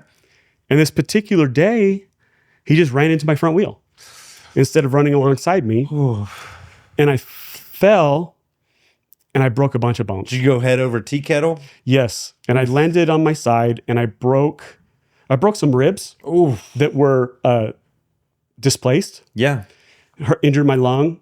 But what was the really worst part was I broke my pelvis in 4 places all the way around. No way. Yeah. And so I was in bad shape. Like I really didn't walk unassisted for quite a while, like a couple months. I was in the hospital for quite a while because I couldn't walk. I couldn't breathe well because of my lung injury. It was bad. And it broke my bike.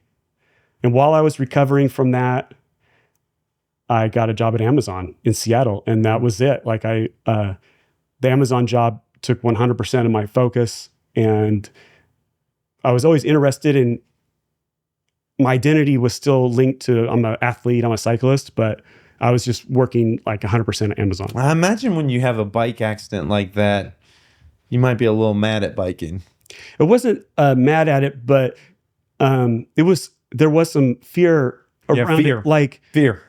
if it had happened in a race or on like a particularly steep downhill, then I could kind of make some logic out of it.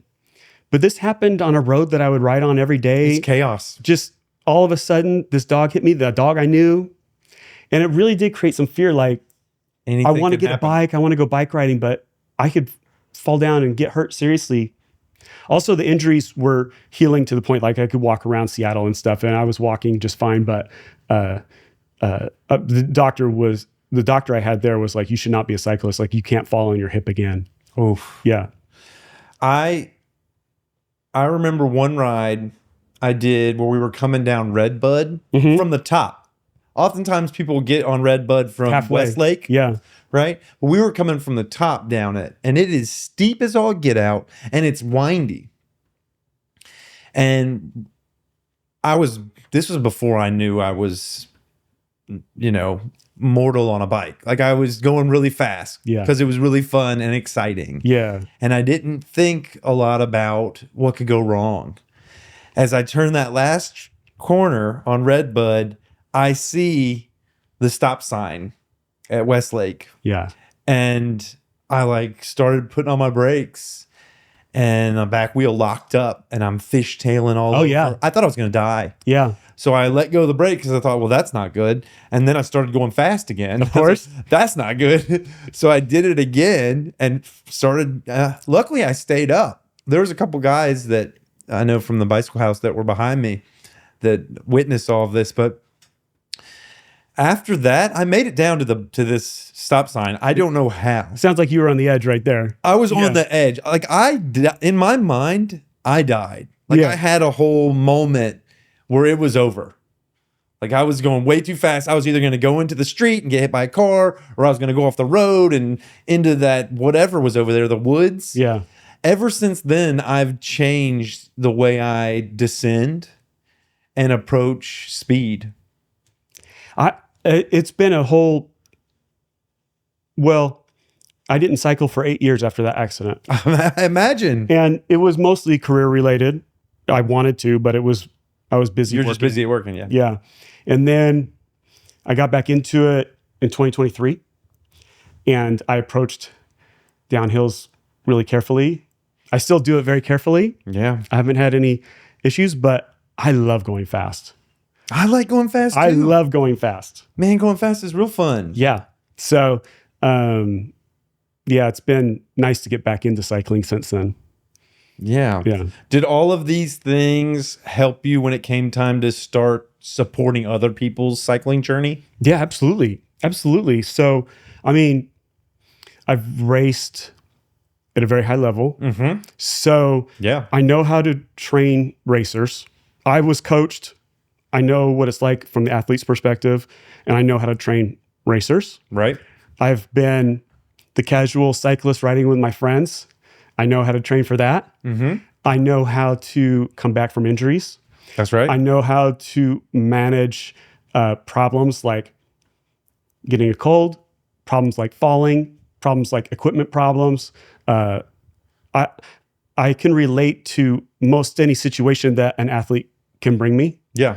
I've done all lived that. through it. Yeah, and I've also lived through aging. Yeah. So I think one of the things that is important in coaching is to meet your athlete where they're at. And I can relate to like, it's not what I like, but there's times when I'm going really hard. Like now, I'm 51, and I have these memories of when I was younger, and it's like, why is this so hard? But that experience definitely comes to play in my coaching about how we manage athletes as they age and how we keep them strong and fast, even though your absolute power might be less, or certainly for me, what I find my recovery is takes longer. Yeah. Yeah. I used to be able to stack hard weeks after weeks after weeks, and now I have to rest more. Yeah. Yeah. I met Mark on a Violent Crown ride. I think we met on a Tuesday, Thursday ride. Yes. And then you were doing some preparation rides for the Tour das Hügel. Yes. Which is 10 mile. It's hard. 11,000 foot elevation gain ride. Yes. I don't think I did one of yours, but I did the Mesa Mondays. I ended up doing two preparation rides. And Mark's a super strong rider on those rides. And that's where we met, talking on these group rides. Yes, that's how we met on the group rides. And I came to find out that Mark was, he had just started coaching the Violent Crown youth team. Yes. Right? Yes. Is that what you call them, the youth team or juniors. The kids team? Juniors. The juniors. And coaching folks both in person and online, like virtually. Yeah, most people I'm coaching are in Austin, but I have coached people, like currently I'm coaching someone that lives in Washington, D.C. Yeah. So I'm fully set up to do that remotely, but the people in Austin, I like to ride with them sometimes too. Yeah, you'll go on group rides with your, and with the guys. And I think you can see quite a bit actually riding with somebody. Heck yeah. Yeah. Yeah, and give them that like real-time feedback. Yeah. Yeah. What would you say is your age group? Yeah, what would you say your clients are like? Are they a certain type? Are they? Okay, I would say kind of the sweet spot here. Males in their 50s that have reached a point in their career where they have more freedom to manage their time. Yeah. Cycling is time, takes a lot of time. Yep. And they're really leaning into their health, the nutrition, the sleep, just overall, they want to stay strong, healthy men. That has been kind of like the sweet spot for individual coaching. Yeah, yeah. However, I have coached women. I have coached much younger people that are more interested in racing or newer to cycling. Well, with your juniors, you're coaching a whole bunch now of I'm juniors, coaching kids. And I was a junior racer too. That's right. So I have a good understanding about what it takes to be a good junior racer and how to guide these young people. Yeah. What's your training like for your? So I'm 48. You're 51. Yeah. So we're kind of around the same age, and a lot of your clients are around the same age. Yeah. What are the levers that they have to pull with regard to their performance and their kind of enjoyment of cycling? How it enhances their life? Okay, so when I get a new client, and periodically with my current clients, we talk about, why are you cycling? Why do you like cycling? How does it enhance your life? And then we lean into that from there. Why are you cycling and what your goals are? Mindset. Yes. It starts with a mindset. You have to have the right mindset about any sport, but for cycling is a sport where you're as good as how hard you're willing to ride. Yeah, you were saying that earlier. Yeah. It's a mental sport. Yeah, totally. So I want to make sure that I understand exactly why this athlete likes cycling and what their goals are. short-term, long-term goals. What are your goals? And we will train towards that. Some people just want to have better fitness, and I can train them for that. And I'm here for it. I dig it. I helped a new cyclist learn how to ride with one hand so they could drink from water without having to stop. Like, if you're pedaling a bike with two wheels, I'm here for it. Yeah, yeah. I'm totally here for it. And certainly I have experience with racing, and I have a lot to bring to a racer that needs to be coached. But I'm here for any level of cyclist that wants to enjoy their cycling more. Yeah. Enjoyment might be better racing results. Enjoyment might be, spending an extra hour out in the sunshine. It could be whatever your goals are and why you like cycling. Yeah, for me, it would be, I just don't want to get dropped. Yeah, it hurts. And I don't do crazy rides. I mean, Yeah. the bagel ride is faster, but I'm not doing the A group. I just don't ever want to be dropped. I want to be able to keep up with everybody. Yeah, and I can, and that is a very normal goal for a lot of the people I have been coaching. Yeah. And we can work together to get you to where you won't be getting dropped anymore. Right. And enjoying what you like to enjoy about being in a group ride, which is the community, the camaraderie, the socialization. Yeah. And there's something about pushing yourself around other people that are pushing themselves. Yeah. That is really a big deal. It's hard for me to put into words, but it's like a trust. When I did those training rides for the Tour d'Asugel with those people, I'm not in the military, and I've never been to war. Yeah. So what I'm going to say next is not to diminish how important and how huge those contributions are, but I think going through those, it's kind of traumatic. Like pushing yourself to do that many hills, to do that many miles. At the end of it, I felt almost like trauma bonded to these people. Like, I knew them a little bit more. I probably trusted them a little bit more. I know, you can do this. You can get to the end of these things. If you're riding in a group, you have to trust on some level. Yeah. Yeah. Yeah. So it's almost, when you do those hard things, I don't know, a relationship develops maybe quicker. Yes. Like when I see Mia, it's almost like I'm a close friend. But when I think about the amount of time we've spent together, it's not that much. But the type of time we spent together is what was important. You know what, though? That's funny you brought up Mia, because I've only done a couple rides with her, but one of them was the Hugel prep ride. Yeah. And it was the hard one. It was the long one. Well, y'all did the second half, huh? Yeah, the hard part. I did that with her. And the first half, too. And she and I started and finished together. Yeah. And I felt like I had a new lifelong friend. Me too. Me too. I'm trying to think. I lost my train of thought. Sorry. That's okay. Okay. We're talking about people that that ride together, forming bonds. And how there's something about doing hard work, physically exerting yourself in community that has a vibe to it, or a value. Totally. Yeah. And I love it. I mean, cycling is a big part of my social life. Mm-hmm. My friends. We might have cycling in common at first, but then we find out like we have much more in common besides cycling. But I mean, cycling has really brought a lot of friends into my life. Yeah.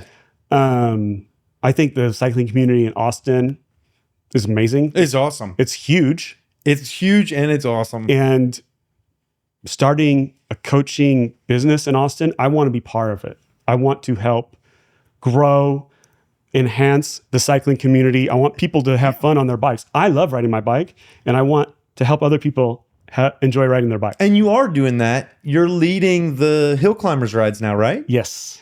And that's an awesome networking ride that they do. Is it on Tuesdays now? It's on Tuesdays. Well, find the group online if you really want to go on one of the rides. But I think now it's on Tuesdays starting at 7? 6:45. 6:45. From the Meteor. From Meteor. And then we occasionally do Hill Saturday Climbers. rides. They're doing hills, y'all. They go up Lost Creek and back. Yeah. It's probably I've done it. Well, I haven't done that ride, but I've gone up Lost Creek and back. Look, it's a hard ride. The Hill Climbers is a great group to be part of for me. And for a lot of people, it's a professional networking group that has cycling in common. Yeah. If you watch, it started as a podcast, which Mark was on. Y'all go watch the podcast. Yeah, Mark I was on the latest episode, the Hill Climbers podcast. What is it called? The Hill Climbers. It's called the Hill Climbers. Yeah, and it is who's the host? Sam Huntington. For most, and then he will have a guest.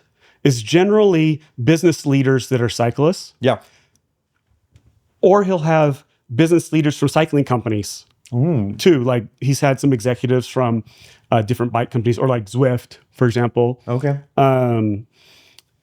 But that's kind of the tie-in, is like, there's definitely a technology startup vibe to the people that are part of that community. But he has interviewed all types of different business people that are also cyclists. Yeah. It started as that, and then he started doing rides to kind of like support the podcast. And it started as a podcast. Yes. And then he started doing rides. Yes. And then he started doing events where you would get like 75 people that are Hill Climbers members together to maybe record a podcast live, and then have hors d'oeuvres and talk, make relationships with other people in industries. And it's professional networking. That's cool.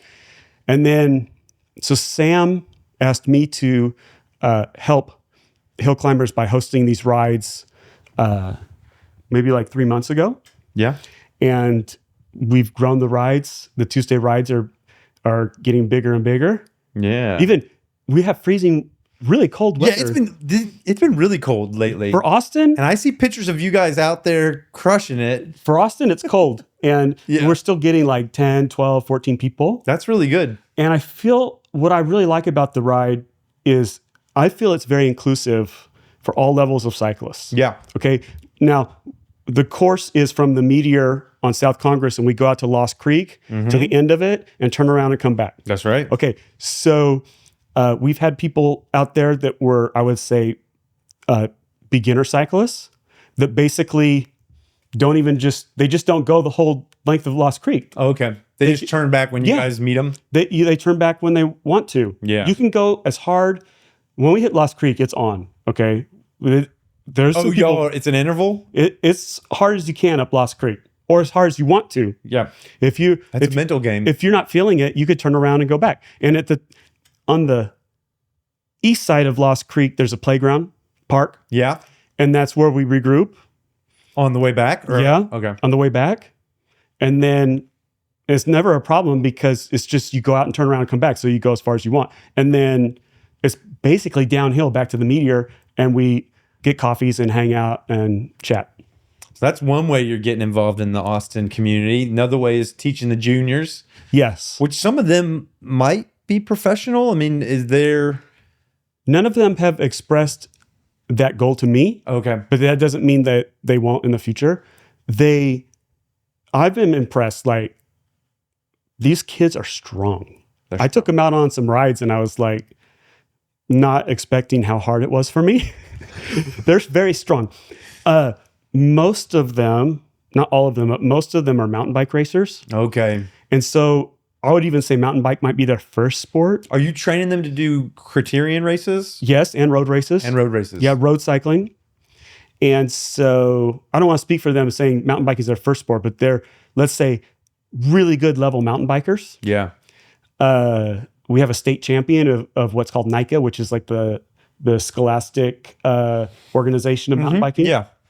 So we have really good mountain bikers. So you put them on a road bike, they're very strong already. They have the fitness, they have the strength, and they also have the bike handling. They've been mountain bikers. They can handle a road bike great. Yeah. And the rides I've done with them, I've been very impressed with their etiquette on the road. Like, they know what they're doing. They're strong. It's good. And the racing season starts in February. We have some big races planned for them. And I'm hoping that we're going to get some results with these kids. They're strong. Heck yeah. Yeah. Some coaches coach by giving positive reinforcement. Some coaches give negative reinforcement.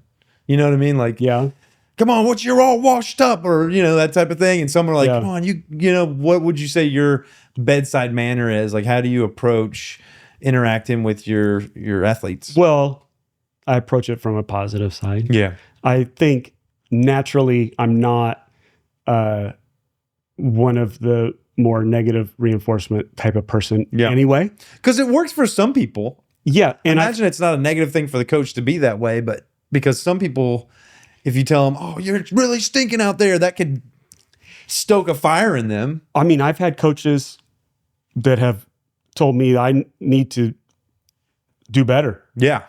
And it hit home, and I did. Yeah. I mean, there's nothing wrong with that. It's probably not my personality anyway. Back to, I believe cycling should enhance your life. That's right. Now, training a racer, I would probably have much less room for, like, I had a bad day, I felt bad, I didn't want to do this. As, you know, some of these other people I'm training to do really good on weekends, like, if you don't feel good today, then don't ride. Don't ride. Yeah, you're a weekend warrior. If your goal is to be a professional, you have to ride every day. So the approach might be different with a racer, not necessarily my demeanor or my personality, but the approach would be different depending on your goal. Yeah. Yeah. Well, because you could tell them you're not going to reach your goal unless you do these things. Yes. And that's just like factual. That's just information. Yeah. Like this is what professional cyclists are doing. If you're not doing this, it's going to be difficult for you to be a professional cyclist. Yeah. I mean, and that's something that sets professional cyclists apart, is that they don't stop. Like, you and I might say, like, I had a bad day at work, I didn't feel like riding today. Or it's cold or it's wet. It's cold. That's just how much clothing they put on. Yeah. It's irrelevant. They ride. They're always coming to ride. They have good days and bad days like everyone. Right. But they don't stop riding. Gosh. They don't, lose control of their diet. They don't fall off the wagon. Are they doing strength training? The people I'm coaching, or just racers in general? Racers in general, and the people you're coaching. The people I'm coaching, almost all of them are doing all of them are doing strength training. Yeah. Yeah. I'm a big believer in it.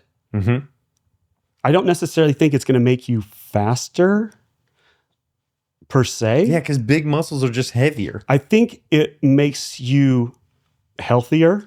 Yeah. I think it helps reduce injuries. Yep. Cycling can really, if you're only cycling, which I did.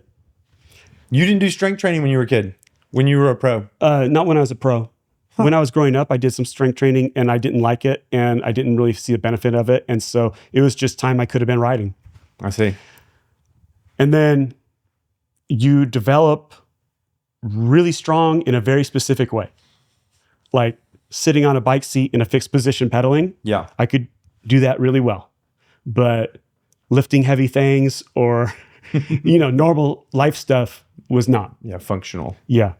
And so strength training outside of your cycling, for example, everyone's getting back problems at some point.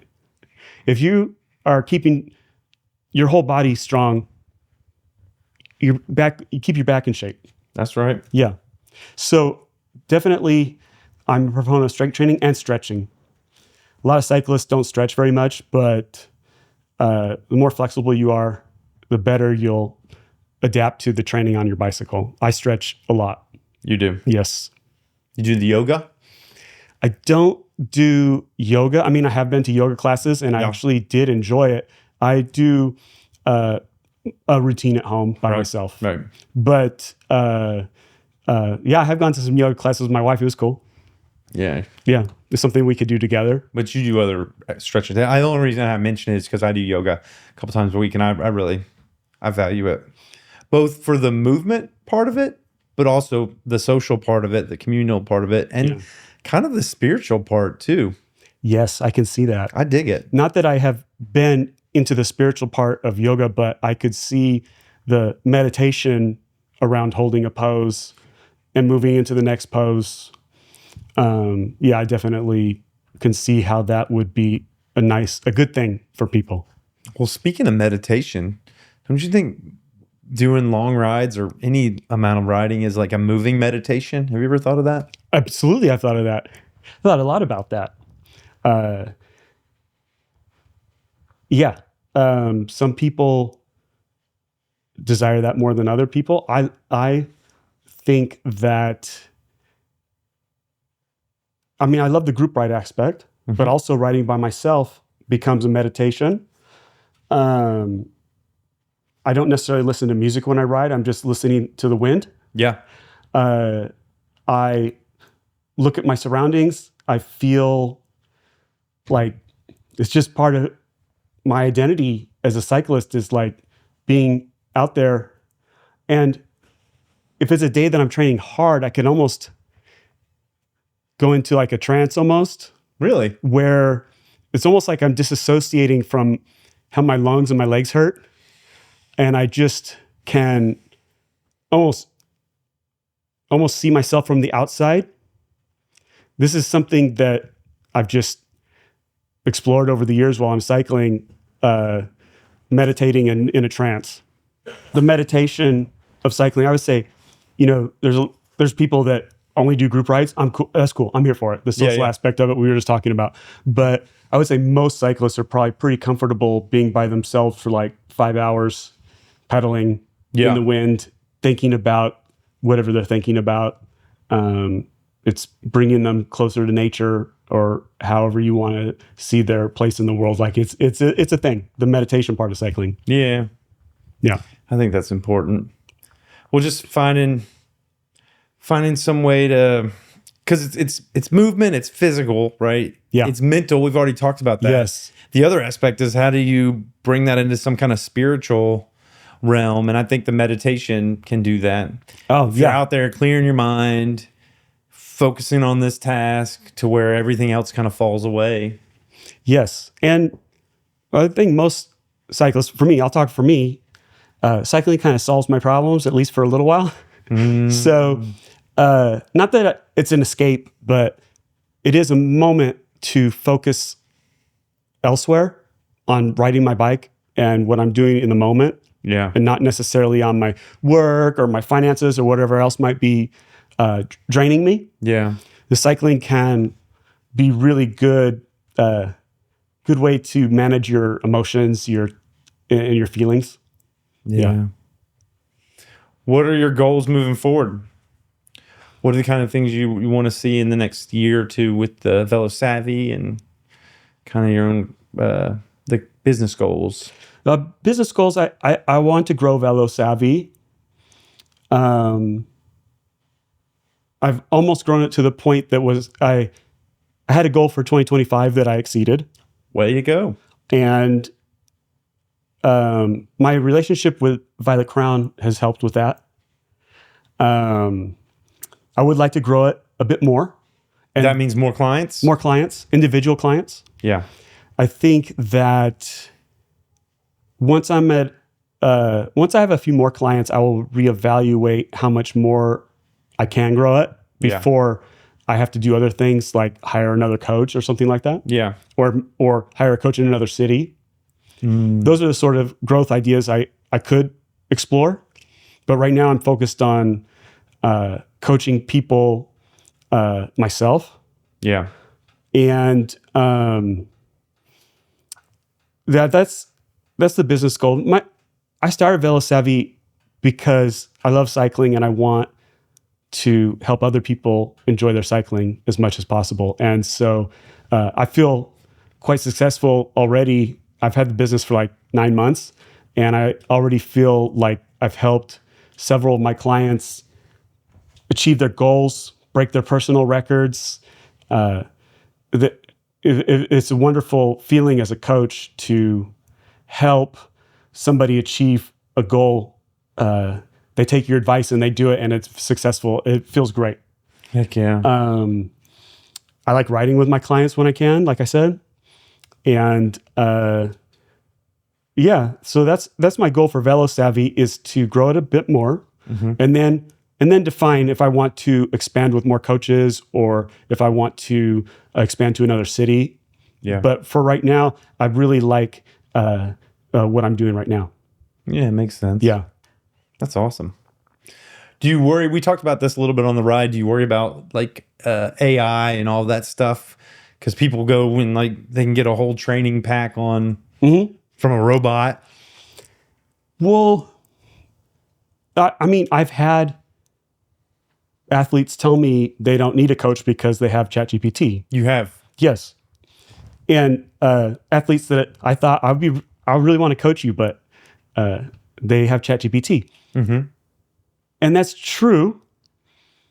AI or, the internet in general, you can gather information and create a training plan. Mm-hmm. And that will get you will progress with it. But it's not the same thing as having a coach who mentors you, supports you, pushes you, comforts you, challenges you. Yeah. I have a human connection with my riders that I coach. And we use the data to help us make decisions. Yeah. But it doesn't drive what we do. With the athletes I'm coaching, we talk about how do you feel? Yeah. What you did this ride, how did that feel? How do you feel this week? How do you feel this month? And we go towards their goals again. So the human component is what I'm bringing. And I have a lot of cycling experience. And that's what I'm bringing to these athletes that want to have a coach. Yeah. Some athletes I've coached are really very aware. They love cycling, so they're reading the articles. They're learning. That relationship is almost like we collaborate on their training. I might have some secret training methods that they've never heard of before, but it's pretty straightforward. You ride really hard and eat nutritious food and get some sleep. Yeah. So we might collaborate on their training more than me dictating to you how you should train to achieve this goal. But again, I meet the riders where they're at. Yeah. Yeah. Yeah. It's hard for robots to do that. Yeah. And so it's relational. It's a coach is relational. Like, and we're talking about cycling. You could go to ChatGPT and say, I want to win a Criterium bike race, and it will spit out a coaching like a training plan. Yeah.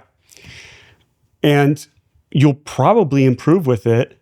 But if and when you start to stall out with that, if you had a coach saying, oh, you need to rest, or you need to push harder, or you should try this, or you should try that. Like if you want somebody in your corner, 100% behind you, supporting you, pushing you, encouraging you, that's when you hire a coach. Yeah. You can read about training all day and know the science and the details, and that's cool. And I'm into it too, but you're probably doing that too. Yeah. Get excited about your sport. Yes. Yeah. They go hand in hand. Exactly. Yeah. That's awesome. Well, we're getting to the end of it. Is there anything else you want to share about cycling that we haven't covered? This is the most I've talked about my story myself for quite a while. Thank you for listening. Yeah. Oh man, it's fascinating. I really like to reminisce about my old racing days. I loved it. You did? Yeah. I miss it. I miss racing, but I don't have the real desire to race anymore. I like to still ride really hard with my friends. And I like these Grand Fondos that we talked about that are, they're kind of like races. They're timed, but it's social too. Yeah. I am at that stage in my cycling now, but thank you for reminiscing with me about some of my old cycling days. That was really cool.